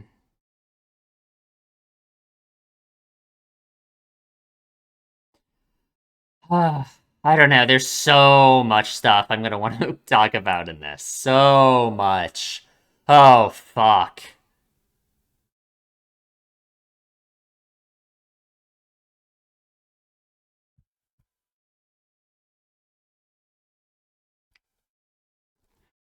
Hmm. My journey has to go on with you. Yeah, it's like there's just the weight of Pershka too is very interesting. Like on the journey as well, you know. It's just another thing. It's interesting because it's the first like loss we've experienced in that sense, right? We've always had these things we're looking forward to down in the abyss, but now something very significant to look back on, right? That Prushka's fucking death, right? How much more meaningful that makes, like the journey, right?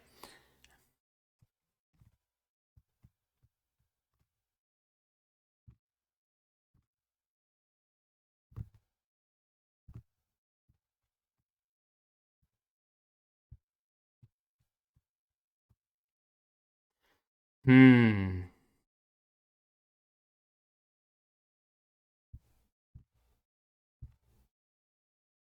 Take all of your wishes and your dreams in your place, and yeah. Oh man.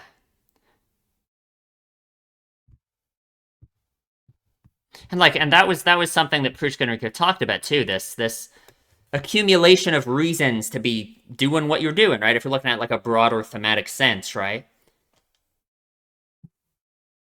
It's like all the reasons that you do anything in your life, right?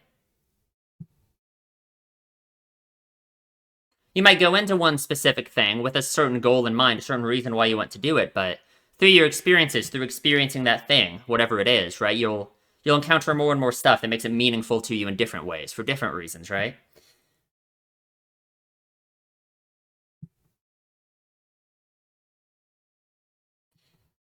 Man, I definitely got to take a break for this discussion. I might even do it tomorrow. Like, I don't know if I have time.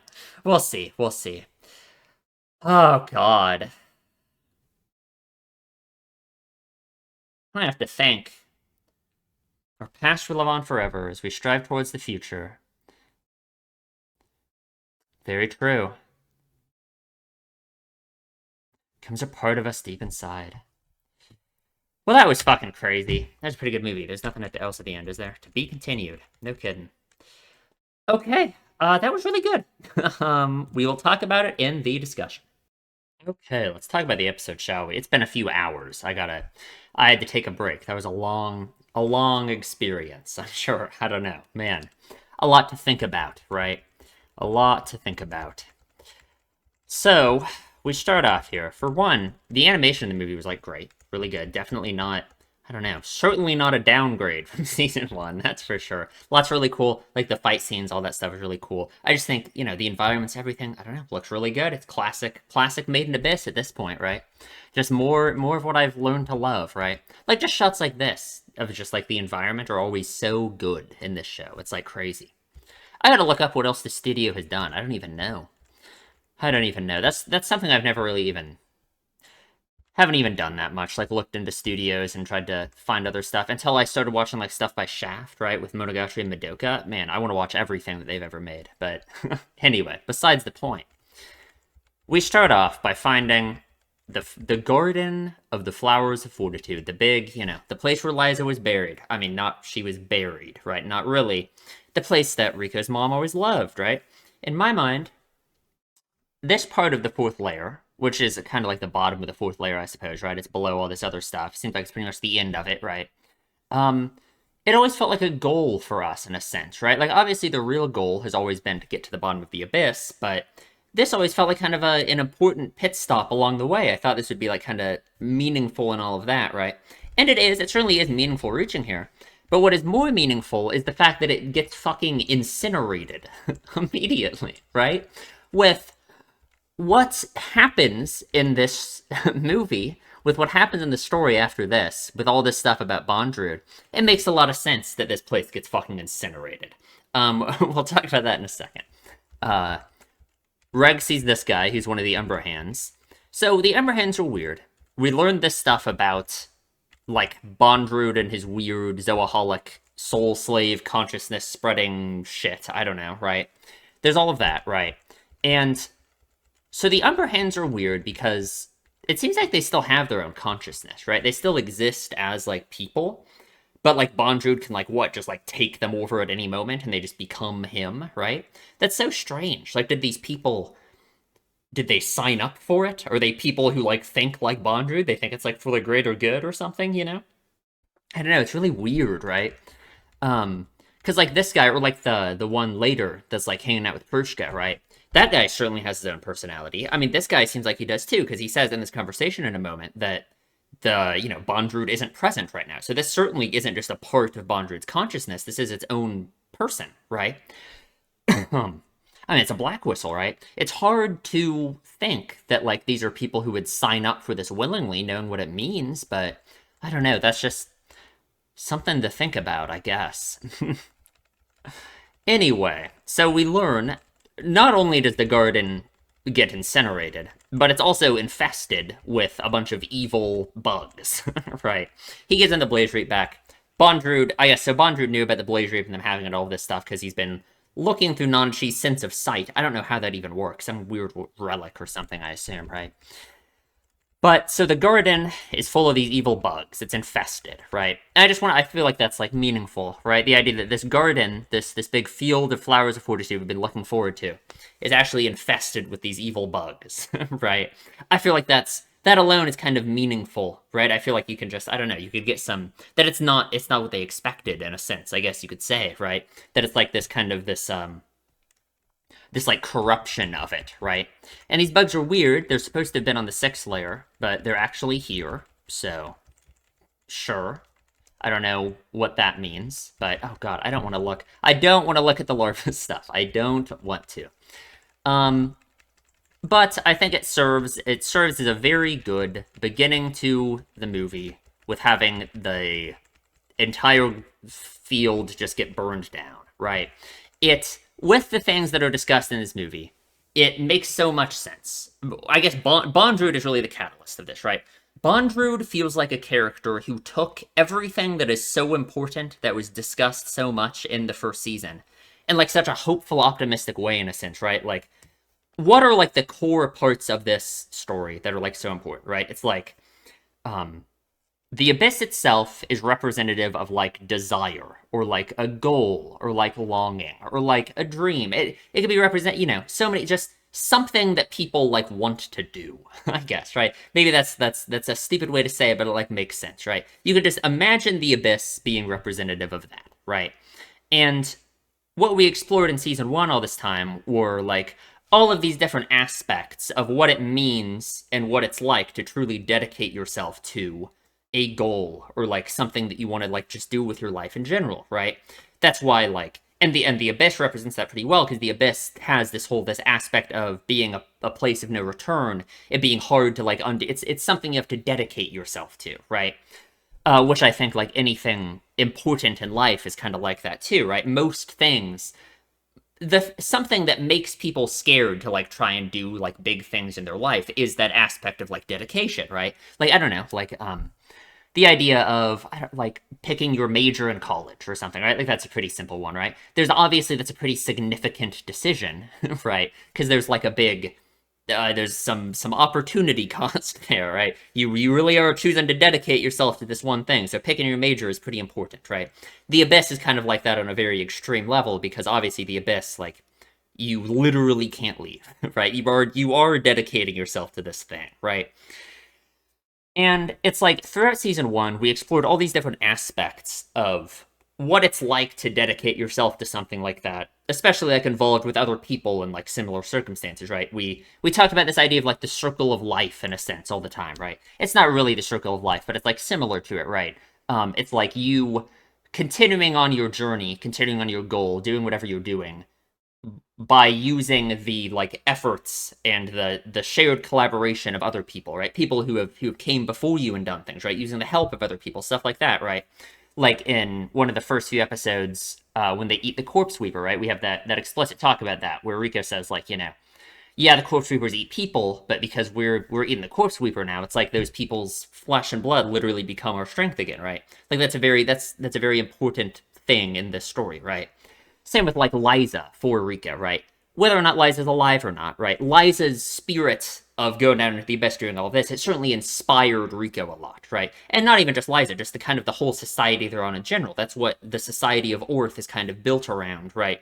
Is this shared goal of the abyss, right? Nanachi, it's certainly like that. Well, like Midi, right? Midi becoming her treasure, right?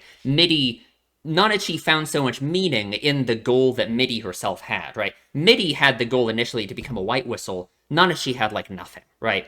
And Nanachi, through her connection with Midi, ended up, like, sharing that same goal as her, right? She found a lot of meaning through that, right? So these are all just, like, important aspects of the story and, like, what we've been talking about the whole time, right? And Bondrewd, we'll talk about Bondrewd when we get to it, but because of the way Bondrewd ends up corrupting and fucking distorting all of that in this horrifying way, the flowers of fortitude here, the eternal fortunes being like burned like this, it makes a lot of sense, right? Because it's like the flowers of fortitude, you can view them really, they're like representative almost of like all of these positive things from season 1, like it's something that Liza really enjoyed. It's kind of representative of like Liza in general, right? Or just like other stuff like that, right? And it all just fucking gets burned and destroyed immediately at the beginning of the movie. It makes sense considering like where it leads us to, right? Hmm. And like I guess like since we kind of summarized like a bunch of stuff that's just like important to the story in general. The other thing is just like the something that I guess this movie really does cover too is like the weight as well of like feeling of like other people's wishes becoming like part of your own, right? Like we talked about that with Rico, right? How initially she started off just wanting to go see Lies in the Abyss. That's what, that's what fueled her so much at first, right? But now it's become this big accumulation of all of these things, right? Especially more so like Nanachi, for example. Nanachi has this kind of this weight. I don't really call it weight. It's more like motivation to continue going down into the abyss because it's like they can do what Mitty was unable to do, right? It's like they have the spirit of Mitty pushing them on, right? It's kind of like that. It's like that with Prushka, certainly in this episode. And again, it's like that is the exact feeling, that's the exact concept that Bondrewd takes and does this crazy deranged shit with, right? Hmm. I like Reg. I like Reg at this beginning. As for what a decent person would do, or my pride as a cave raider, I've no need for such concerns. Don't lose sight of what you must protect. Don't lose sight of it, right? It's like Reg. It's interesting because Reg, obviously, he's changed in his mindset has like kind of evolved somewhat ever since the incident in the fourth layer, right? Of course it has. Because it's like more so than ever, he is aware of how fragile Rico's life is and how important it is that he doesn't let her fucking die, right? So it's interesting how Reg's goal here in this case has become so much more about Rico and protecting her, right? But I guess maybe you can throw that more into the same like accumulation of things that lead to you doing what you want to do, like in your life in general, right? That's kind of what I imagine. It's like an analogy for like real people, right, in the story, right? It's like when you decide you want to do something in your life, right? And if you actually enjoy it and you find meaning in it, you'll find meaning in that mainly through the idea of like human connection. I think that's like how most people find any meaning in their life at all, is through like sharing things with other people, it being meaningful to you and other people, and that being like why you enjoy it or why you find meaning in it, right? So it's like this accumulation of things that start piling up as to why you're doing what you're doing as you continue to pursue your initial desire as well, right? But it's like that becomes just one part of the greater whole, right? So I guess for Reg here, it's like it's not like protecting Rico was never part of the important thing. But for Reg, his initial reason for wanting to go into the abyss was to find out what and who he is, right? And it still is that. That's still obviously important to him, right? But it's like his number one thing is to just protect Rico, obviously, right? I like that because it shows that of course the truly important thing is the human connection that has been formed between these characters, right? Like of course that's kind of the goal of doing anything, I feel like, you know? I feel like everything just kind of comes back to that, right? Like that's why I make these videos. You know what I mean? Like yeah, yeah. He's drenched in bug juice. Unlucky. Unlucky. And God, I guess we collected some of these larvae too, because Rico shoots them at Bondrewd's body later, right? Like, I guess. Oh, man. The burning fucking garden. What lies at the end of this journey, they still do not know. Of course, it's not about the ending, it's about the journey, right? That's the... Right, it's like you... If anything, the goal in a situation like this should be to lose sight of the ending, right? Because the ending isn't what's important. And it's like we bring that up explicitly later, too, with Rico and Prushka talking, right? How Prushka even says it's like that would just be like the start, right? When you finally meet Liza, you know. What lies at the end of the journey, they don't know, and it's just not even important, right? The important part is the journey itself, right? Living your life, I guess, is kind of the more like direct analogy here, right? The journey itself, for these terms, you know, just being alive and doing things, right? There's no point in a like with the abyss, it makes sense too. There's no point in pursuing a desire or going into the abyss in this case if you aren't going to enjoy the journey slash if you're just gonna die, right? Like right now, there's but one thing they do know, that in the depths of this chasm, someone is waiting. No matter who that may be, they must push forward. Always gotta push forward, for unless they pass through the darkest of dark, the dawn shall not come. I could do without a dawn. The word dawn has kind of been, man, this Really making me have some negative connotations of that word. That is for sure. So we reach the fifth layer. It is the Sea of Corpses. It looks pretty crazy. It's cold down here, which is interesting. I wonder like how temperature would fucking work down here, right? It does kind of make sense. They talked about it, the force field as like what lets off the light and the nutrients and all that stuff. I assume heat as well, right? It seems like the fifth layer, it's kind of like shut off from like there's no like force field here, right? I mean, there has to be, right? But there isn't like the layer that's letting off the light and stuff, right? Because I mean, it's cold and dark down here, you know? I just love how Riko is allowed to do whatever she wants to Nanachi whenever, and Reg is never allowed to touch Nanachi at all. It's unfair. It's just, man. And God, this water support collapses. We just start walking around, like, I guess. We catch this crazy ass Pokemon looking thing, this Hamashirama. It looks terrifying. Man. I guess that's what the creatures are like down here. But I guess it's good. I don't know if I could get past the texture, right? Like the weird slime. I don't think I could do it. I really don't think I could do it.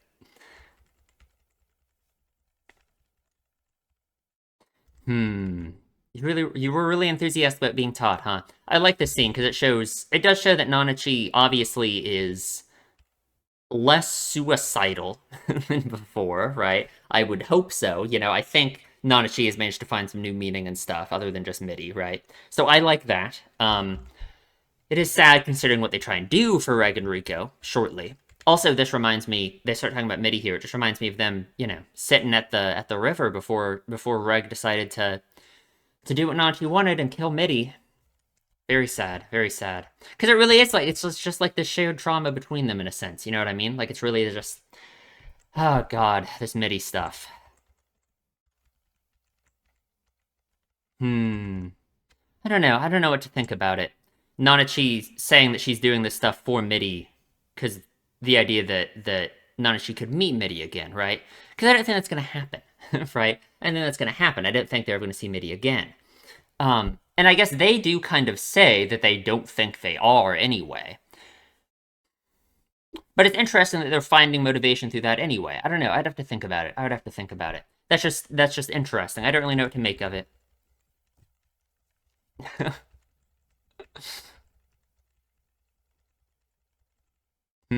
And Riko, ever the optimist, really thinks we're gonna achieve all of this stuff. And I also don't know what to think about this, right? Having these extremely high expectations for what they're going to achieve.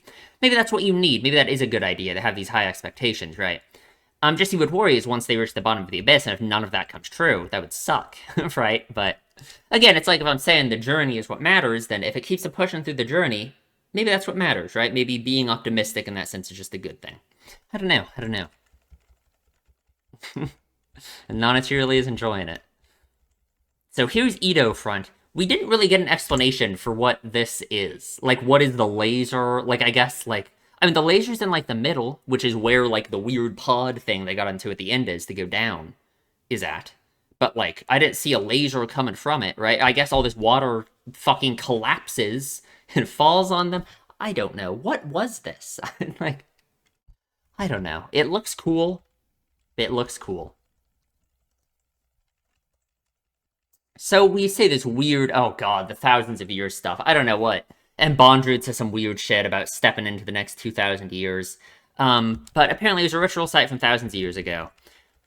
It's a place where people pray. I wonder if the ancients saw everything below this point is special, just like we do. Like, obviously it makes you think of, like, the praying skeletons. I don't know. There's all this weird shit about the lore. I don't know. I don't know anything about it yet. Anyway, we meet Prushka. So Prushka, God, what is Prushka? So Prushka is almost representative of like what is she? Bondrewd. I hate Bondrewd. I gotta think how I want to say this. Okay. What is Prushka? Right, so Prushka is very interesting because she lived a life that was kind of very short and very sad and very depressing. But she still ended up finding so much meaning in it anyway. And she ended up having the same goals and the same desires that a lot of other characters do, like Mitty and Rico and, Nanachi, Reg, right? Wanting to go on an adventure, right? Having a greater desire like that, something she wants to do, right? And like it's just terrifying that Bondrewd did this. Like I don't know. Like was he just lucky that Prushka was like this? Right? Like, it's just weird to me, because Prushka is kind of exactly what Bondrewd needed, right? Bondrewd really needed someone just like Prushka in order to get the, like, the love that he wanted in this angle for this whole adventure stuff, right? Because I think Prushka's attitude about this weird, like, going on into the abyss and her adventurous attitude and the attitude that she has in general about all of these things, I think that was important to the blessing being able to activate for Bondrewd, right? It had to be, Because she saw, as she was fucking dying, she was monologuing about how, like, happy she was that she got to continue on as part of her papa's strength and all of this stuff, So, like, it seems very thematically connected to her attitude about all of this stuff about adventure and all of that. I don't know. She's so much like Rico, and she's so much like Mitty as well, right? Very similar characters, all three of them, really. Having, like, kind of this undying sense of wanting to, being adventurous and having this, not really naive, but just this curiosity, this goal in mind, of which is just what they want to do, right? And maybe part of the point is, of course, that despite the environment in which Prushka grew up in, she didn't even grow up. I mean, it's like her mind was wiped, and then they took her in and did this. Like, I don't even know, right? She still ended up like this, right? She ended up, like, calling her the Flower of Dawn makes sense to me, because it really is, like, she's like a flower in that sense, right? She managed to grow despite this horrible state that she's actually in. She managed to enjoy her life despite everything, and still have these ambitions and this goal, this desire that she wanted to achieve so badly, right? It's just fucking awful and depressing. Like, I don't know. Man. Here's Bondrewd with his fucking crazy intro. I don't even, like, he fucking... God, I hate him so much. He is so... It really seems like to me that he is just impossible. He is so disconnected from his humanity. He's just Mr. Science Lover. You know what I mean? Like, he... Literally, I guess it makes sense, right? He did sacrifice himself for his whistle. The fact that he sacrificed himself for his own whistle shows that he himself was always willing to do this, right? He made a copy of himself and then killed himself for the idea of, like, progress and science. You know what I mean? He's willing to do anything for it at all, right? It seems like to me he's just completely disconnected from any conception of, like, morality and science, or even just, like, human emotion in general, right? Like, the way he talks to Nanachi here, I don't think it's him being purposefully insidious and evil and awful and condescending. I think he's genuinely just fucking insane, right? Like, he's so disconnected from his humanity and from, like, what these things mean to other people, from the ideas of emotion, from the idea of love, right? Because look at what he did with love, right? That he says these things to Nanachi, and I don't think he even understands that he is being a fucking lunatic, right? Like, God, it's so annoying. Oh my God. Because it's like when he was talking to the guy in the hallway when Nanachi snuck out, right? In the last episode. And he said that fucking creepy ass shit about how he wasn't making use of them as humans.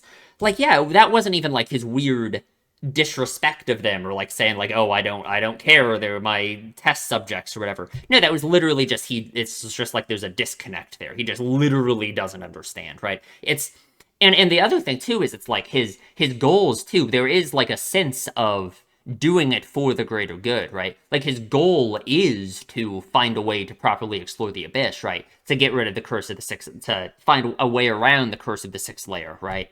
Of course, the fucking way around it is insane and, like, flies in the face of any idea of doing it for the greater good, obviously. But, man.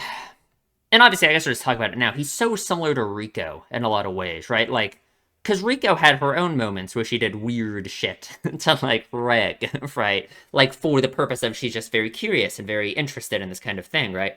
Bondrewd kind of takes that, like, to the absolute extreme, right? I guess he's like Rico but without the element of I don't even know what makes Rico Rico, you know? Like it's just God, he is just terrifying. I just don't even. So they can only, yeah, here we bring up the Yoy War thing. White whistles can only be used by their original owners because white whistles are people. For one, that makes you wonder, who the hell is this? Like, what? It can't be Liza's husband, because he died, right? He died.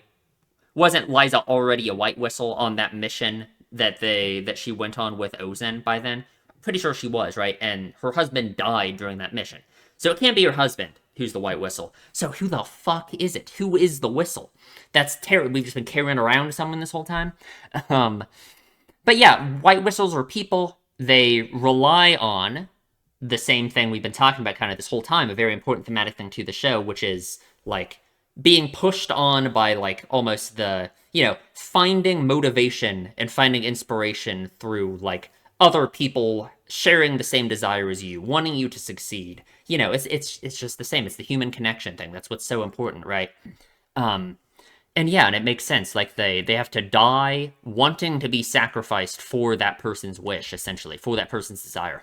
Maybe even it has to be a shared desire and a shared wish. You know what I mean? In which case, that's kind of dark because that means every white whistle was a person like Prushka, who they themselves wanted to be able to continue on this adventure, but they died instead, right? And hey, maybe that makes sense, right? Because this is the place where you need a white whistle. You need a white whistle to continue down, right? So people who are going to reach this point in the abyss are obviously people who are interested in going further down into the abyss. So that's going to be right for people who might be willing to sacrifice themselves for this desire or this cause. You know what I mean?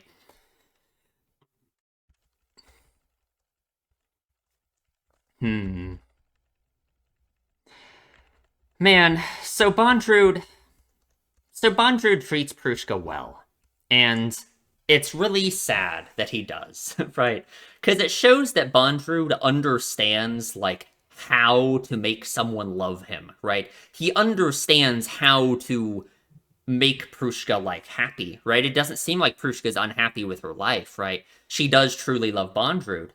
And Bondrewd must have treated her whole life in a way that made her love him for that reason, right? But that, if anything, that just makes Bondrewd more insidious and more evil because it shows that he understands love. He understands how it can be like, how it can exist and how to like, I guess, harvest it, right?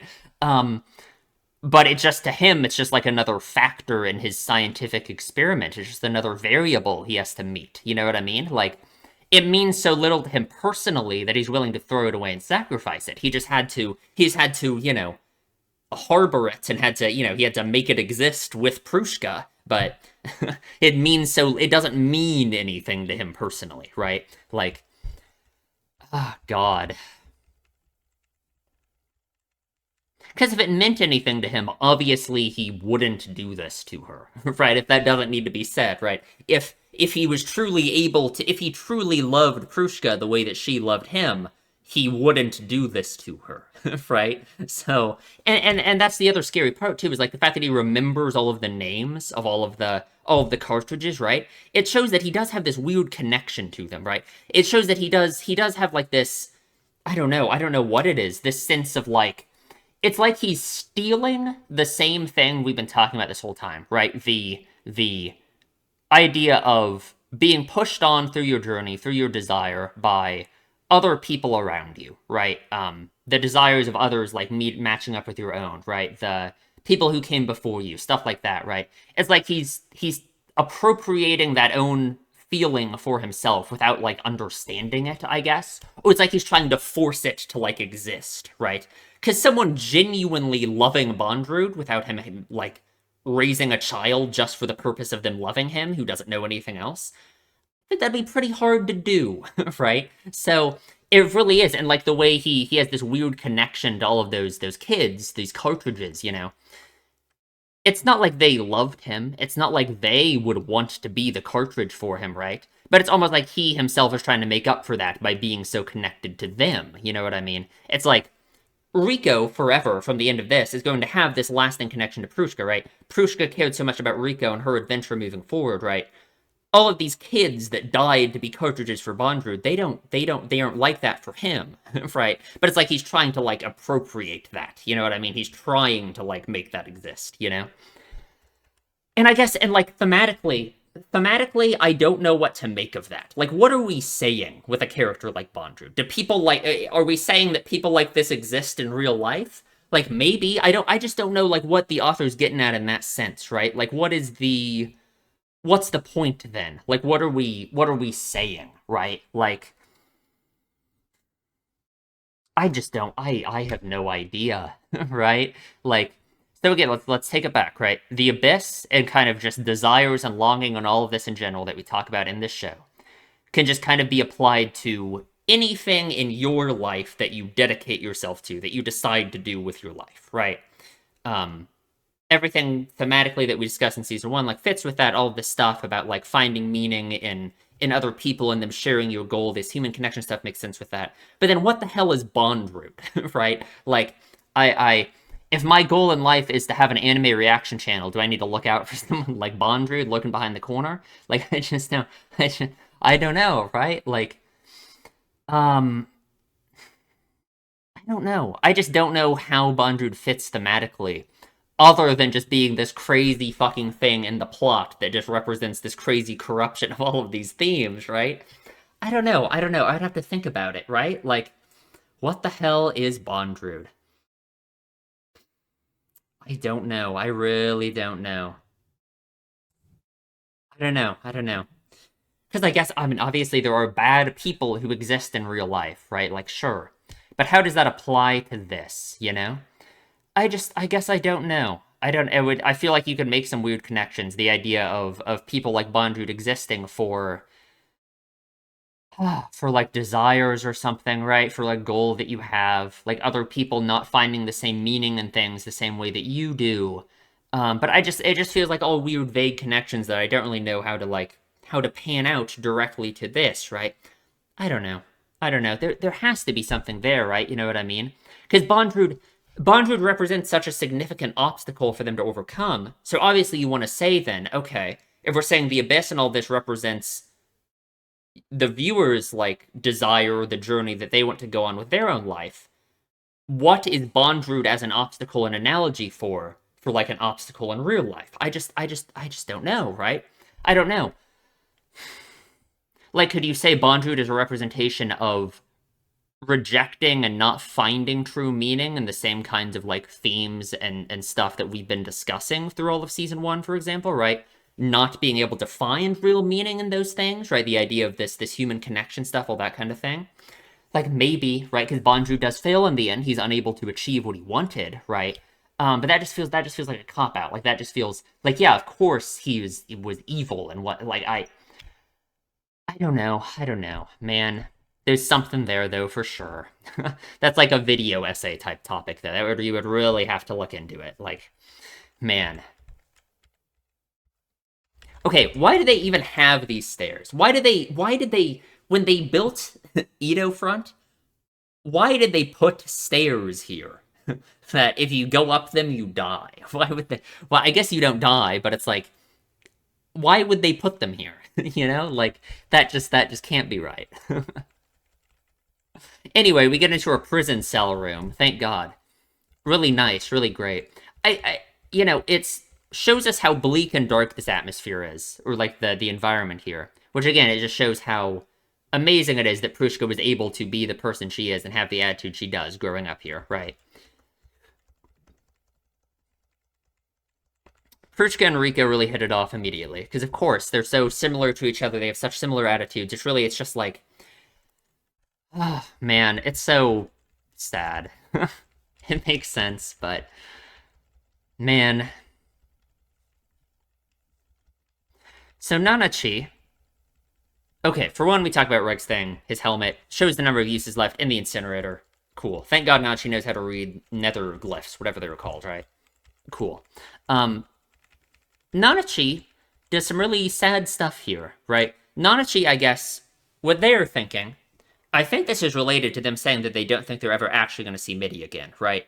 I think the important thing here with Nanachi is it's like Nanachi's reason for doing what they're doing They don't value themselves enough at all, right? Like, their decision to just sacrifice themselves here, right? It goes so against like everything, right? Like they need to value themselves in this case, right? Like they just said this stuff about how Reg really needs to protect Rico and all of this, you know. Yeah, the moment you return to being a hunk of scrap iron is the moment this adventure ends, you know. And like Nanachi was just talking about a few scenes ago, how much they were enjoying this, right? About how this is what they always wanted, right? And it's like, what? They don't think that's enough? They don't think they think Reg and Rico are more deserving of it because what? They have more realistic goals or goals that Nanachi thinks matter more than hers, right? That's just kind of sad. That's just kind of depressing, right? I guess it makes sense. Nanachi has, you know, I Nanachi really got to bounce back from all this MIDI stuff, right? Um, but it's like obviously it's so wrong to think like this, right? Because of course this was never gonna like if Nanachi succeeded in God, it's so sad. If Nanachi succeeded in what they do here, telling Bondry that they'll work with them again in exchange for letting Reg and Rico down, Reg and Rico like wouldn't have let it happen, right? There's like no way they would have been fine with leaving Nanachi behind, right? Because Nanachi is now part of that big accumulation of things that is the reason for why they're going down in the first place, right? Like Nanachi can find meaning in the meaning that they are also giving these other people to keep going. You know what I mean? Like, man. So I guess Reg got fucking kidnapped in the middle of the night. Like, I don't know. They said like they made him let his guard down. I don't know if they just went in there and with a net and snatched him up and tied him down to the torture chair or what, but so Rico goes up the stairs, which I guess I get it. It's like, we're really doing this, though. We're really doing this. Like, man, I guess. Um, she's worried about her friends. And I guess the curse of the fifth layer, at least it doesn't kill you. But the curse of the fifth layer is kind of terrifying, though. You know why? Because this is the first curse where it really is kind of like impossible to ascend without like other people, right? Like you lose all your senses and then you just fall down, right? So imagine if you were alone, if you were a cave raider alone down in the fifth layer, and you're like, okay, it's time to go back up. How do you do that? You literally can't, right? Like the fourth layer's curse is terrible and makes you bleed and it hurts, but you can go, right? You can do it, right? The fifth layer's curse, you like can't, you know? You'll just die. Well, you won't even die, I guess. You just will be unable to do it. You'll make it up 10 feet and then immediately fall backwards again, right? Like, actually terrifying, you know? Hmm. Rico's lucky. The broken ones are baby teeth. Very nice, very nice. It's, you know, Frushka knows how to fucking stitch things up. I guess just like Nanashi did, they learned the same fucking way with this terrifying surgery cartridge shit that Bondru makes them do. So that's awesome. Um, yeah, great. So we meet Minya. Minya's very cool. I like her. I'm gonna say it to her. I don't know, but it's like a hamster with like wings, I guess. Like I, I don't know. It's pretty cool. It can see the force field just like other creatures of the abyss. It's interesting. It can also like share that sense with other people, which seems like crazy. You know, I'm assuming it's like related to the force field. Maybe not like directly, but I don't know what else it would be like sensing. You know what I mean? It has to be. I feel like it has to be the force field in some sense, right? Something about the force field, right? So Bondrewd and Nanachi have a talk. Bondrewd just rambles on and on about all families are built by strangers who cross paths and come together. And like I agree with like stuff that he says here in a sense, right? Like I think this is all kind of thematically relevant, right? Um, but it rings pretty hollow when he himself is obviously unable to understand or comprehend or experience those things, right? And I assume it's the fault of like Zoaholic, right? I assume it's because he did like lose his humanity and went insane in a sense through this weird, the soul slave machine, whatever, you know? Hmm.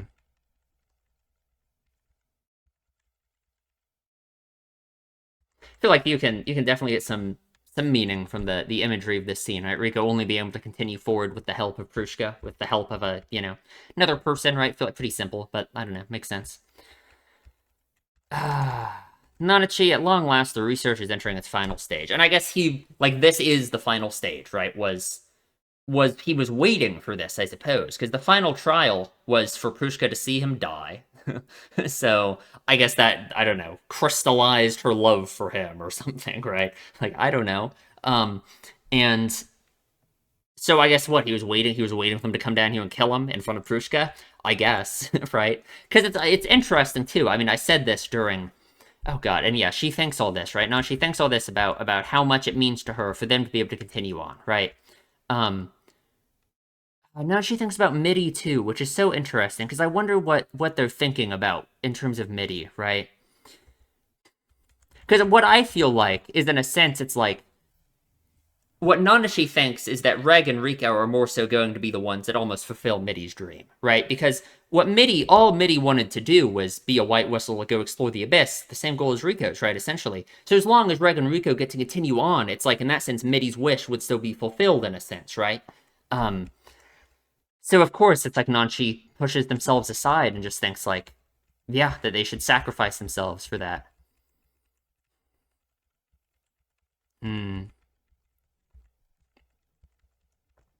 I love the fucking the whoops that Bondrewd gives here after yeah, it's great. It's awesome.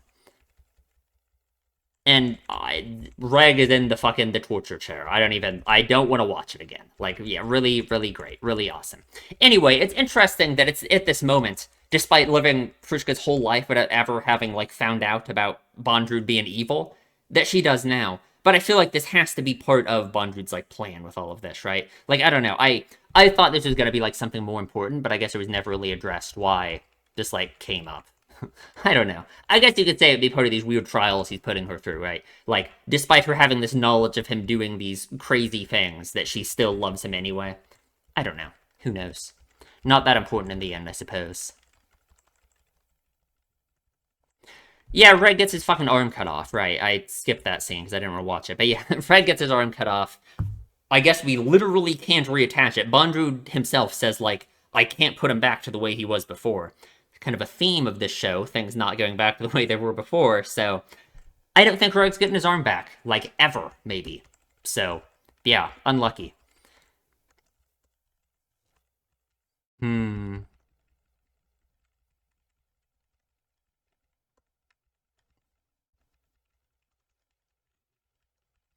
And Prushka wants to go on the adventure with them, but unfortunately, we can't. Well, we kind of do. I guess we do in a sense. She continues on as a whistle. Is that seems like not very comforting. That's not really getting what she wants. She is a whistle now. But you know what?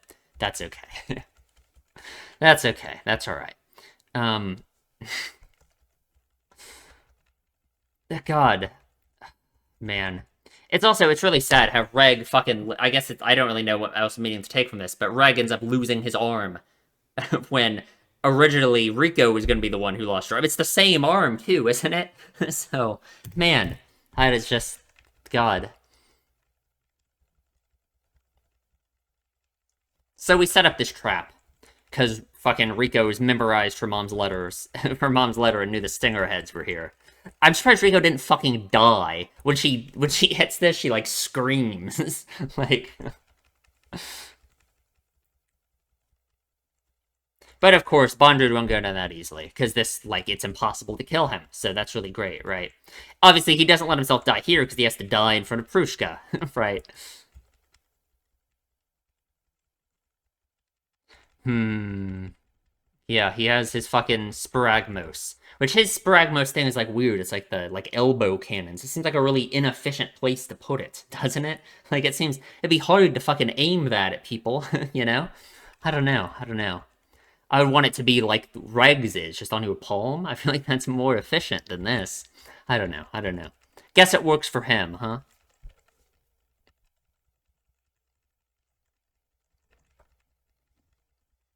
So we fight him. It looks cool. We have like several fight scenes with Bondrewd, don't we? They're all man. We fight him 3 times essentially. In this one, I guess he's fucking sandbagging now. We fuck him up. Riko puts in some work in this one, man. She shoots Bondrewd twice, like crazy. I guess she proved herself with her aim here, you know. So then we use her again with the arm later, you know. That's why she was chosen for it instead of Nanachi. Hmm. So yeah, Bondred somehow peeking in on Anchi's sense of sight, which like it just has to be some weird relic shit, right? Like I don't know. Has he always been doing that? Has he been doing that to her the whole time she was on the fourth layer, right? Maybe. He also had the weird thing with like the light with Midi, so he's like also tracking people in some other weird way. I don't know. I don't know. But either way, Bondrewd gets owned. On purpose. He dies in front of Prushka. Just, I guess it's the last trial of her love. I guess I wonder, like, what the exact purpose of it was, right? Obviously, Reg's fucking all broken up about having to murder Bondrewd here. Because, like, yeah, I mean, it fucking sucks, right? The goal wasn't really to go down here and kill people, right? Like, in that case, it's just even more so just Bondrewd is just disgusting, right? Like, I don't know. He's so... I hate him. Anyway, yeah, Bondrewd dies in front of Prushka. I guess to, you know, catalyze her love for him in a sense, right? I guess it's weird, right? Like he makes her experience the loss of him, but then he comes back immediately. I don't really know what the purpose of it was. I guess he thought this is what she really needed though, I guess. And then he knocks her out and cuts her up and turns her into a cartridge. Great. Thank God. Awesome. Trials make love grow stronger. Isn't that right, Nanachi? Just what a thing to say. I fucking hate him. So he's so inhuman and so just like, oh, that makes me think more. Like what makes me think more about what Bondrewd could represent, right? Like I don't know, the inhumanity aspect of him, right? Like is it representative of like some kind of like harsh reality that doesn't care about you or what you think or what you feel? I don't know. Maybe. Maybe. Please don't be alarmed, your viscera will merely churn a bit. If my viscera began churning, I think I would be pretty alarmed. But, I don't know. Maybe that's just me. Maybe that's just me. And yeah, all of the Umbra hands are him. So Bondrewd's like immortal. Literally, it's like his consciousness, his soul, probably, just kind of lives on in all of these people he split it to, right? Due to your deep connection with Midi, your deep emotional connection with Midi, her love and adoration, as it were, that your body received only the blessing of the abyss. So, through the love of other people, you receive the blessing of the abyss instead of the curse of the abyss. I don't really know what to make of that, right? Like, obviously, because I guess like trying to think of it in like more literal terms of what it is in the ship, right? Like someone's love and adoration protecting you from this negative thing that happens, right? I don't really know how to connect that to like the way I've been interpreting the abyss in general, right? Especially receiving the blessing of the abyss for it instead of the curse. Because I guess the curse of the abyss to me has always kind of been representative in a vague sense of just like the commitment required, right? It's a representation of like the consequences, the commitment, the dedication you have to dedicate yourself to something, right? Like and the curse has always kind of been like a representation of that, the idea that it's, you know, you can't really undo things, can't go back to the way they were before, right? Like that's an important thing with like the curse of the abyss too, right? If you ascend in the abyss, you try and go back to where you were before, you will experience a consequence, right? The idea of someone's love and adoration protecting you from that, so you instead receive the blessing. I feel like there is some weird, like, thematic stuff you could say, like, weird things and, like, life you could connect that to, I guess. But none of them really, like, make sense to me. So, I don't know how to read this thematically or what to say about it exactly. I guess that's where I'm leaving it. Love. It's love. And I guess I agree with him, of course, that love is the important thing here, right? That because what is he really saying here? That the secret to the abyss is love, right? Which I guess to translate it, it's like what? The secret to whatever you do in life, right? Whatever you dedicate yourself to, whatever you commit your life to, which the abyss is like the ultimate form of that. The real secret to it, what you need to like, I guess, be happy, maybe, whatever you want to say, is love, right? That's just in the same vein as like the human connection thing, right? The real value you're going to find from anything you do in your life, anything you commit yourself to, is the like human connection element of it, right? Yeah, makes sense to me, right? I understand that. Hmm. But of course, just Bondrewd perverts it and corrupts it in this fucking evil, insane way. And just like, what do we make of that, right? Like, what does that mean? I just don't know. I just don't know. I gotta figure out, like, what Bondrewd is, right? I don't know. I don't know. He's fucking evil, that's for sure. But I just mean, like, what he represents, you know? I don't know. I don't know. He fucking cuts up Prushka, shoves her in a briefcase. Thank God. Awesome. So, here, this is probably my favorite scene of the movie. Honestly. This conversation between these two right here, right? Because it's Rico talking about this, like, these ideas for goals and all of this, right? I wanted to become a white whistle so I could go meet my mother, right? She started with this initial goal. But you know, what did I just hit? I don't know. But you know, I wonder if that's all there is to it. Even though I now understand the one waiting there might not be my mother, I'm all the more excited. So, like, anyone who watches this, just think about, like, in your life, something that you've wanted to commit yourself to, something you want to do with your life. I think it always follows, like, a pattern like this, right? As long as it's something that you do, as long as you get past the first hurdle of, like, not giving up on it immediately or not enjoying it or something like that, right? Um, well, yeah, you have an initial reason for wanting to do something, right? And then through your exploration of that thing, through committing yourself to it and dedicating yourself to it and all of that, right? You find more reasons and it becomes more valuable to you, primarily through connection to others, right? Like that's I don't know, I just think that's the important thing here. Because so many of the reasons that she has here are things related to the people she's met. And it's just this big accumulation of stuff for her that has come together that are reasons for why she's living her life and why she's doing what she does, right? And it's just, yeah, it's great. It's good. I love it. It's awesome. We don't need to talk about penises, Rico. Come on. Hmm. I want to keep on having adventures with those two forever and ever. Exactly. That is the important thing, right? It's like now, it's like more so she's finding more. She's able to admit she's found so much more meaning in just having this connection with these two and doing things with them more so than the idea of the abyss itself, which is the important thing, right? That's just I feel like that's the secret to like happiness, right? It has to be, you know? Surely. Cuz I mean like when I make these videos, right? That is certainly what I find fun about this process, right? Is other people engaging with it and finding it fun and interesting, right? And like communication and that kind of thing. It's like the connection between, you know, even though it's like parasocial, it's not like a real connection because I don't know any of you, none of you know me. But still, it's like a vague approximation of a human connection in that sense, right? And that's what makes it enjoyable, right? I think that's why people enjoy even like reaction content on YouTube in general, right? As well, is you want to see someone enjoy the same thing that you did, right? So yeah, it makes so much sense, right? It's perfect. It's great. I think it's not so much that you want to go see your mom, but more that you want to be like your mom and go on adventures with her. What you've been feeling is way more impressive than what you've been saying. Meeting her won't be the end. In fact, that's when it gets started. Exactly. It's not about the end at all. It's not about what's at the end of the adventure. It's about the adventure. Perfect. Keep going, Rico. Slowly, take your time. Don't look back. Yeah, just keep pushing on. Keep pushing on, right? That's all you can do, right? It's all you can do. Obviously, in a sense, I guess Bondrewd could represent that, right? Like this obstacle that is, in a sense, feels almost insurmountable and does feel like something that they could just give up on and turn around, right? And give up on what they've been doing, you know? Especially because he sits right at the gateway of the point of no return where you can't give up anymore, you know? Maybe, maybe. A flower of dawn wilts and falls by noon, but you must push forward. Prushka, why would you foreshadow your own death like that? Like, why would you do that?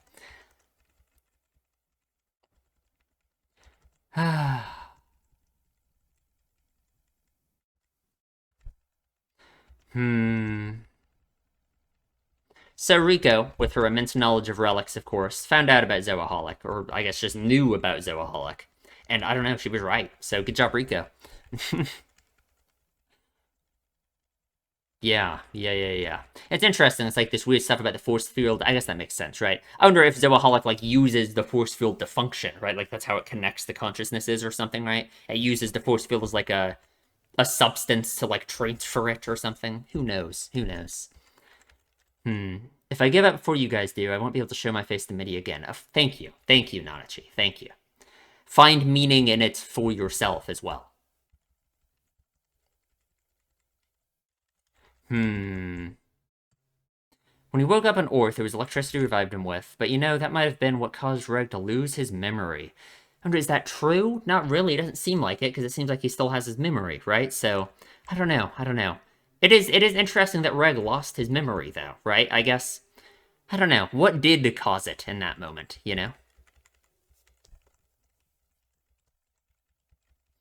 So we got our plan all together. We go down to the energy place. We ward off this crazy sea creature. Reg charges himself up, of course. Rico, how does Rico even carry this backpack? Like, look at this. Like, look how much bigger it is than her. Like, there must not be much in it. Like, man. Reg plugs himself in, gets all that energy. Interesting that Rico brings up the same thing, right? How is the Sovereign of Dawn able to use his white whistle? Only the original owner is supposed to be able to. I mean, I assume it's, like, tied to your soul, right? And I assume, like, his soul, in some sense, that's how the Zoaholic works. And each one, whichever one he's, like, possessing in that case, counts as, like, him, in a sense, right? So they're still able to use it, right? I mean, I assume so, right? That makes sense to me.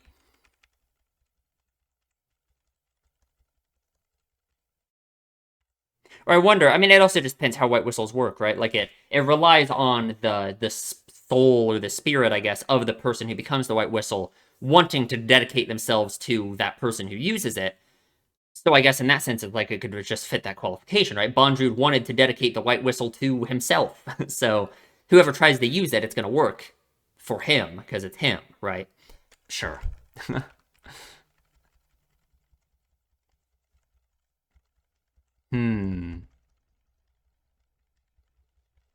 So Minya starts leading us to Prushka.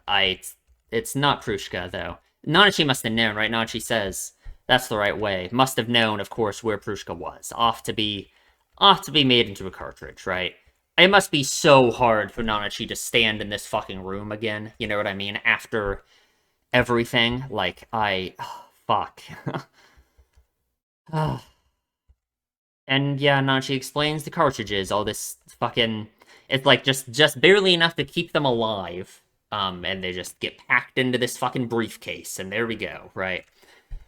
And yeah, and Nanachi made him with Bondrewd, and it's like you have to wonder, like... I mean, obviously, I'm not gonna blame Nanachi for that, of course, right? Yeah, Nanachi was terrified of him. I gave him my fear and helped him make these, but it's also like, what was Nanachi gonna do? Just leave, right? Like, I assume Nanachi had some vague hope that Bondrewd's gonna find a way to fix Mitty or something, right? Like, some kind of hope like that. Because it wasn't until Bondrewd showed Nanachi this evil torture he was doing to Mitty that Nanachi decided to leave, right? So it had to be connected to Mitty, right? Like, of course. I mean, it makes sense, right? Nanachi is the victim here. I don't... yeah, like... And, like, yeah, and it's like... Bondrewd took all of these kids who were so representative of the same thing as Rico and Prushka, this goal of going into this abyss, these desires, right? And he just fucking destroys it and turns it into this crazy shit for he himself to use, you know?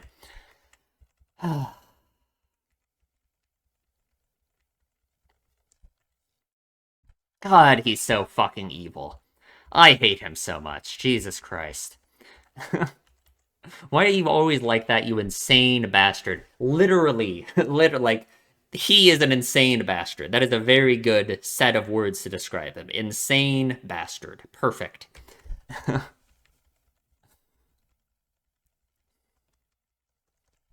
So Bondrewd decides to tell him all about your worth here, which made from other people. Sure. Yeah, sounds good. You see, the challenge the sixth layer and beyond, from which one can never return, is to just surrender oneself to the netherworld. Right. Makes sense, yeah.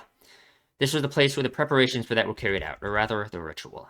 Not just anyone makes for a suitable offering, however, without a firm resolve to sacrifice everything for the intended user. The life insignia won't be compatible, yeah. And of course, Bondrewd didn't have anyone like that for himself, right? He had to use himself for it, right? Like, of course, you know? Man. The timbre of the instrument that is created also has the power to draw out the true purpose hidden within relics. I wonder what Reg's true purpose is. Hmm. And of course, it's interesting how Rico's so easily able to clock like what he did, because I think Rico really is on the same wavelength as him in terms of a lot of stuff, right? Like she's able to understand his thought process with a lot of this stuff. Because I think a lot of all the sciencey stuff is equally as interesting to her, right? But unlike Bondrewd, she isn't an insane bastard, so.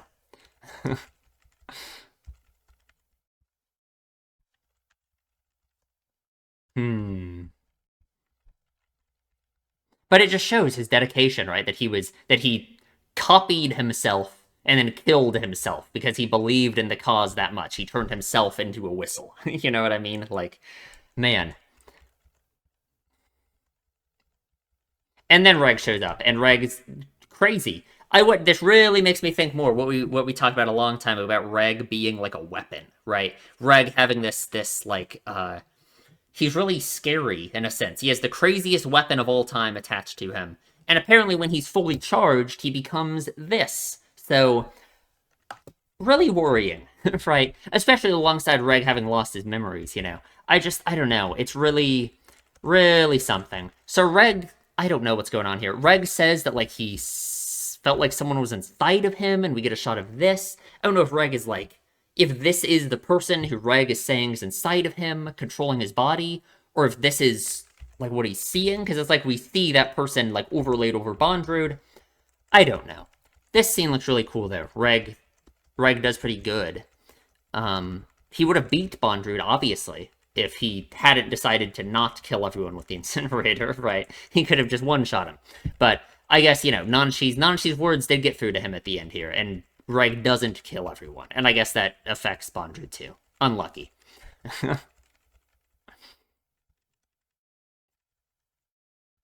Obviously, I guess if Reg had obliterated Bondrewd here, he would have killed Prushka's cartridge too, and then we would have had a white whistle. So that would have been rough. That would have been rough.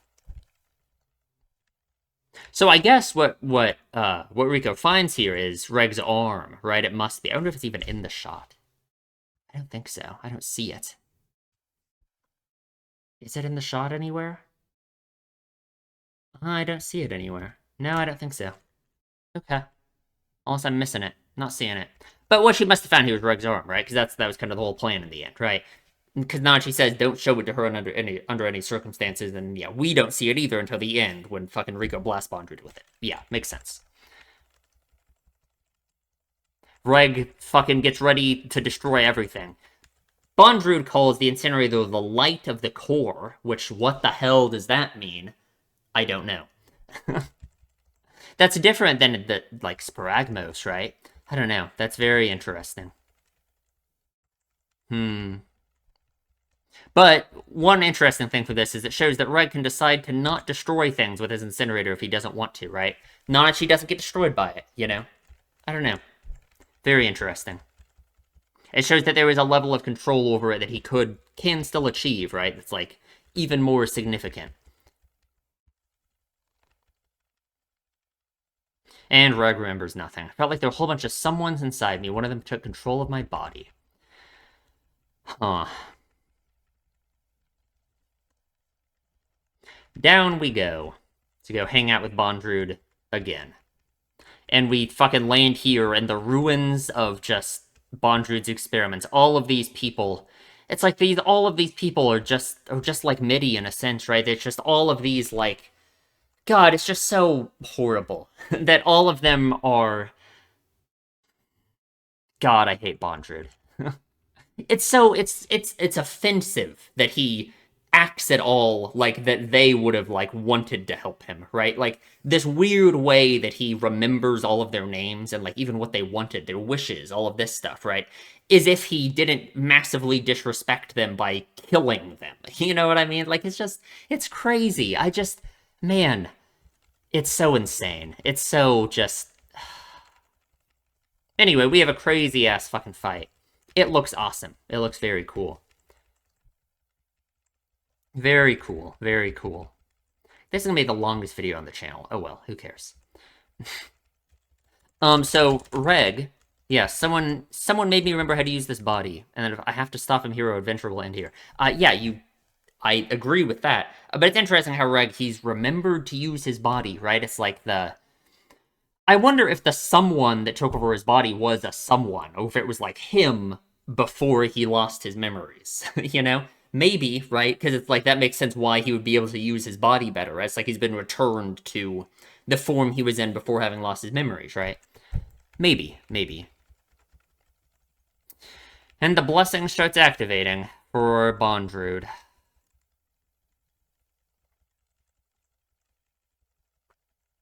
Up we go, up we go. And yeah, God, we had to do all of this on a fucking 2-minute long timer, because Reagan's gonna pass out if we fucking don't. So man, he held on for a while though. I don't know, very impressive. But Bondrewd fucking lands, and God, does he look terrifying. It's interesting. The blessing gave him a much more combat-suited body, you know, which is a pretty advantageous for his current situation. You know what I mean? I don't know. I don't know. It's like the fucking tail behind him. It's like a predator, you know? Like, God. So this is the blessing.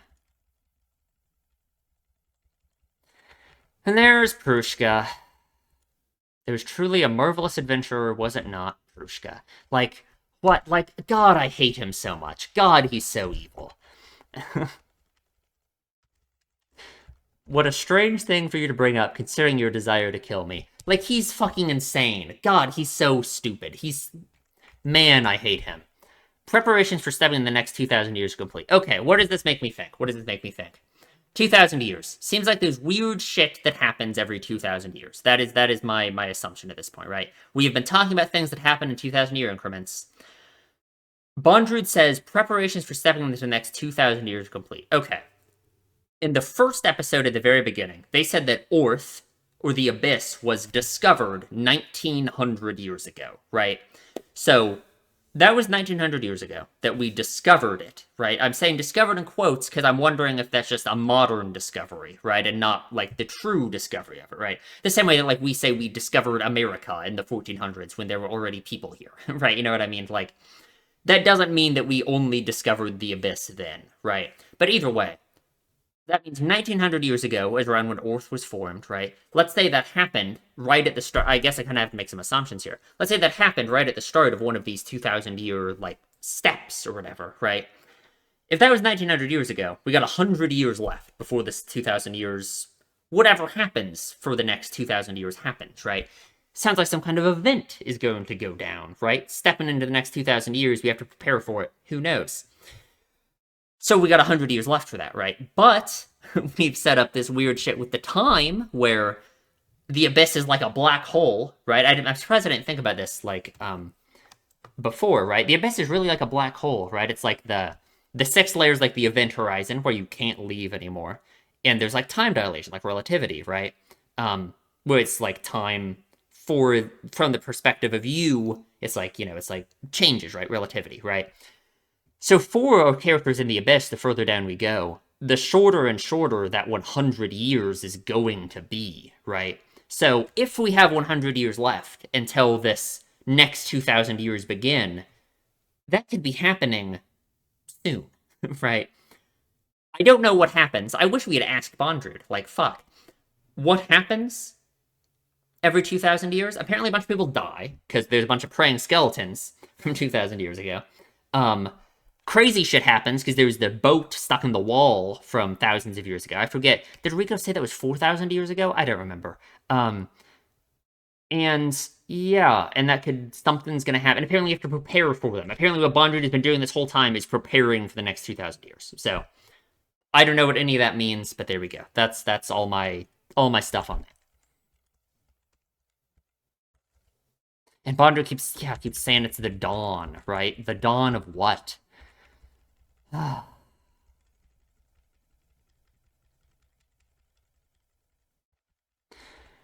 And we get all this stuff about Prushka. I mean, we kind of already talked about all this, right? About how for Prushka, it's just so sad how... I guess it just kind of speaks to just, I don't know, The value of human spirit, I suppose. The fact that she was able to find so much meaning in her life, despite it being the way it was, right? Growing up in such an inhuman and terrible environment, frankly. Despite Bondrewd, I guess, treating her well, seemingly, right? I mean, I don't know. I don't know. It's just very sad. Very sad. She's so much like Nanachi too, this whole, only ever eating these, not knowing what tasty food is like, right? So much like all of our characters in that sense. Having kind of an unknown, having lost her memories, I guess, kind of like Reg did, you know what I mean? Right? Kind of makes sense. Her hair is all twirly now. That just made me remember, like, so long ago, Reg said that weird shit about Ozen's hair and how her hair was, like, affected by the abyss or something, right? I guess that's what happened here.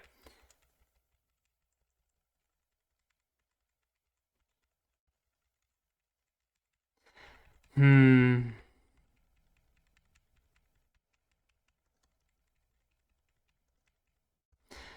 Oh, man. God, it's just so fucking evil. I hate Bondrewd so much. Jesus Christ. Like, the way he was able to make her love him, right? Despite knowing the whole thing, because it was just, like, fake, right? It was fake because he didn't ever love her, like, truly, right? Because, again, if he truly loved her, he wouldn't have done this to her. If he truly understood what, like, love is, you know what I mean? Like, I just... God. But no, maybe I guess if you love someone, you're supposed to cut them up and put them in a briefcase. I guess maybe that's how it's supposed to be. Like, I guess maybe I've been missing something. Anyway, and the way that Prushka says all this, it's so sad that she still loves him despite all of this, right? That she's still with him no matter what, right? It's like this is the same very important thing, the theme that we've been discussing all this time that's been such a prevalent part of the show, and it's like Bondrewd just takes it and does this crazy evil shit with it, right? Like, oh God.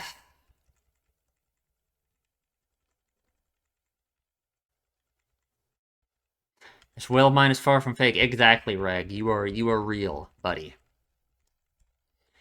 And fucking Rico fucks him up with Reg's other arm. After all, we're gonna go on an adventure together. If only that could have ever happened, right? Man. But no. But no.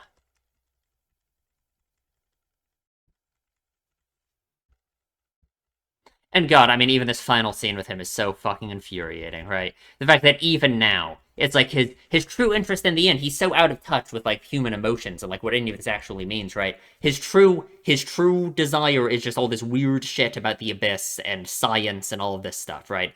So I mean, I guess it makes sense, right? It's just so infuriating, like Nanashi says, that yeah, it's useless saying anything to him, right? It's impossible to get him to even understand like what he did was wrong or anything. That's just he's so disconnected from any of that, right? It really is like he's like a force of nature, that it's impossible. This is just what he is, like God. Shut up already. Exactly.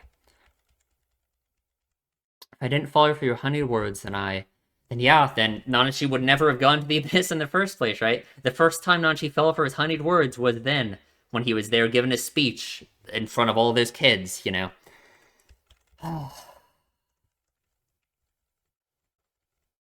it's not like Nanachi's life would have been better, right? Nanachi's life then was eating food out of dumpsters and having a terrible life. So, yeah, yeah.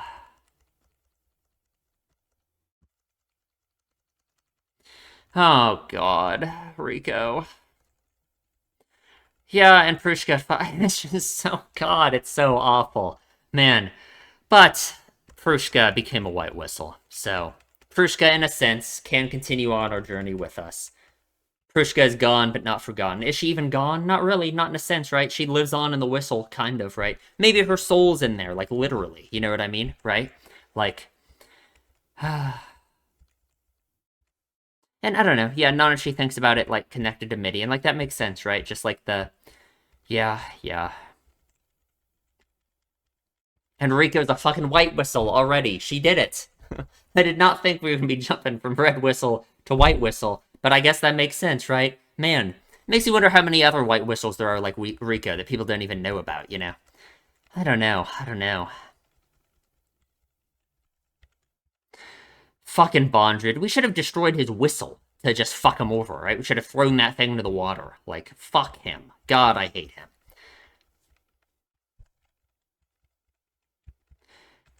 And Bondred gives the same speech that Liza gave in episode 3 when they first went down into the abyss, right? I'm pretty sure this is when it was given, right? Or was it at the start of episode 4? I don't remember. But either way, interesting that it comes back up, right? That can only be decided by the challengers themselves. And I like that, right? At the end of the journey, what fate will they choose to meet? Yeah, it makes sense to me, right? Like because it really is, it's the idea of the end not being the important part. It really is, it's the journey itself that matters, right? So you can choose when the end is. You know what I mean? I feel like that's kind of the important part about this, right? And God, yeah, time to go. In we go, down for a fucking last dive. I did not think we were gonna get here this quick, but here we are. No matter how dark the darkness of the Netherworld gets, you'll be fine. You'll brighten it up after all. That's literally like what Rico is, exactly. Like Prushka gets it. Rico push forward. And that is the end of Made in Abyss, Dawn of the Deep Soul. Ridiculously long video. But that's okay. That was a really good movie. I really enjoyed that. It was just really interesting what it did thematically. I just like what Bondrewd is thematically, you know?